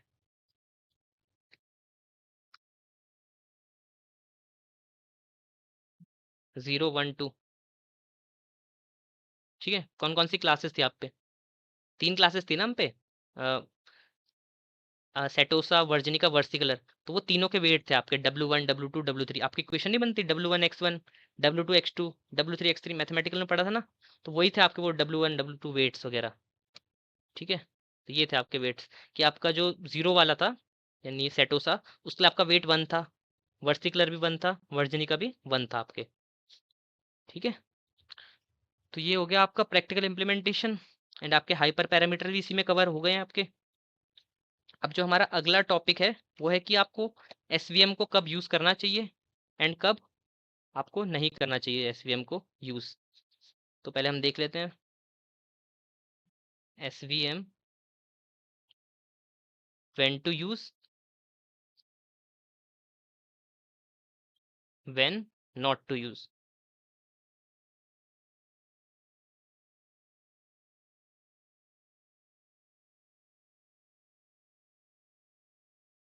देखो, बाइनरी क्लासिफिकेशन में तो बीस्ट है ये, बेस्ट भी नहीं बोल रहा मैं, बीस्ट बोल रहा हूँ। मतलब बाइनरी क्लासिफिकेशन में इससे बढ़िया परफॉर्म कर ही नहीं सकता कोई। बाइनरी क्लासिफिकेशन का इसका स्ट्रॉन्ग होल्ड है बहुत ज़्यादा एसवीएम का, ठीक है। बाइनरी क्लासिफिकेशन तो इसके मतलब हाथों में एकदम। अगला है हाई डायमेंशनल डेटा के साथ काम कर सकता है ये इजीली, मतलब आपके डेटा में बहुत ज़्यादा फीचर है, कोई कोई दिक्कत नहीं है, ये इजीली हैंडल कर लेगा उनको, ठीक है। थर्ड चीज़ है ये ना इमेज क्लासिफिकेशन। जनरली ना इमेज क्लासिफिकेशन में क्या चीज़ होती है, इमेज क्लासिफिकेशन ना मशीन लर्निंग मॉडल्स अच्छे से नहीं कर पाते, डीप लर्निंग मॉडल्स कर पाते हैं अच्छे से इमेज क्लासिफिकेशन, मशीन लर्निंग बहुत कम मॉडल्स हैं जो कर पाएंगे इमेज क्लासिफिकेशन, और एसवीएम उनमें से है जो इमेज क्लासिफिकेशन कर सकता है, इमेज एंड टेक्स्ट क्लासिफिकेशन। और इमेज ही टेक्स्ट क्लासिफिकेशन ही आपके हाई डायमेंशनल डेटा होते हैं बहुत ज़्यादा, ठीक है। इमेज में बहुत सारे पिक्सल्स होते हैं ना, हाई डायमेंशनल डेटा है, टेक्स्ट में आपके बहुत सारे वेक्टर्स बनते हैं, हाई डायमेंशनल डेटा है। तो आपके जो हाई डायमेंशनल डेटा है ना वो यही है, इमेज और टेक्स्ट वाले डेटा। तो उनके साथ जब अगर इमेज टेक्स्ट क्लासिफिकेशन अच्छे से कर पाता है तो मतलब ये हाई डायमेंशनल डेटा के साथ भी अच्छे से परफॉर्म कर पा रहा है। अगली चीज है स्मॉल या मीडियम साइज डेटा के साथ अच्छा काम करेगा ये डेटा सेट्स। अब लार्ज के साथ क्यों नहीं कर पाएगा ये इतना अच्छा काम? रीजन है उसका ऑलरेडी आपको पता चल ही गया होगा क्या रीजन है। कंप्यूटेशनली एक्सटेंसिव बन जाता है बहुत ज्यादा, जो कि हम देख चुके हैं, स्लो हो जाता है। जितनी ज्यादा क्लासेस होंगी उतनी ज्यादा क्लासीफायर बनेंगे आपके। हमने पढ़ा है ना, चाहे ओवीआर अप्रोच ही है, ओवो अप्रोच को छोड़ दो अभी, ओवीआर अप्रोच ही है। अगर आपके पास 50 क्लास हैं तो आपके पास 50 वो बनेंगे। ठीक है, और कंप्यूटेशनली इंटेंसिव भी होगी बहुत ज्यादा, राइट? कंप्यूटेशनली इंटेंसिव क्यों होगी? मैंने आपको एक चीज बताई कि हर रो के लिए वो एक अल्फा निकालता है। मैथमेटिकल में पढ़ा था ना हमने, हर रो के लिए एक अल्फा निकलता है। अब अगर 1 लाख रोज है तो 1 लाख अल्फाज निकलेंगे, वो भी तो दिक्कत है। तो वही है कि लार्ज डेटा सेट पे अच्छा परफॉर्म नहीं कर पाता। कंप्यूटेशनली एक्सटेंसिव है, कितने सारे अल्फाज कैलकुलेट करने पड़ते हैं उसको, और स्लो है बहुत। कंप्यूटेशनली एक्सटेंसिव है तो ऑब्वियस बात है स्लो होगा वो। और थोड़ा ये हो सकता है कि जब आपके डेटा में आउटलायर्स है ना, तो ये बहुत अच्छी परफॉर्मेंस ना दे पाए। ठीक है, अगर आपके डेटा में आउटलायर्स हैं तो मे बी चांसेस हैं कि अच्छी परफॉर्मेंस ना दे पाए। मे बी बता रहा हूँ मैं, क्या पता अच्छे दे भी दे। बट अगर आपके डेटा में नॉइस है या आउटलायर्स हैं तो प्रिफर करना कि पहले उनको हैंडल कर लो, उसके बाद एसवीएम लगाओ। तो यहाँ पे हमारा होता है एसवीएम का टॉपिक खत्म। अगली वीडियो में हम देखेंगे डिसीजन ट्रीज। Thank you.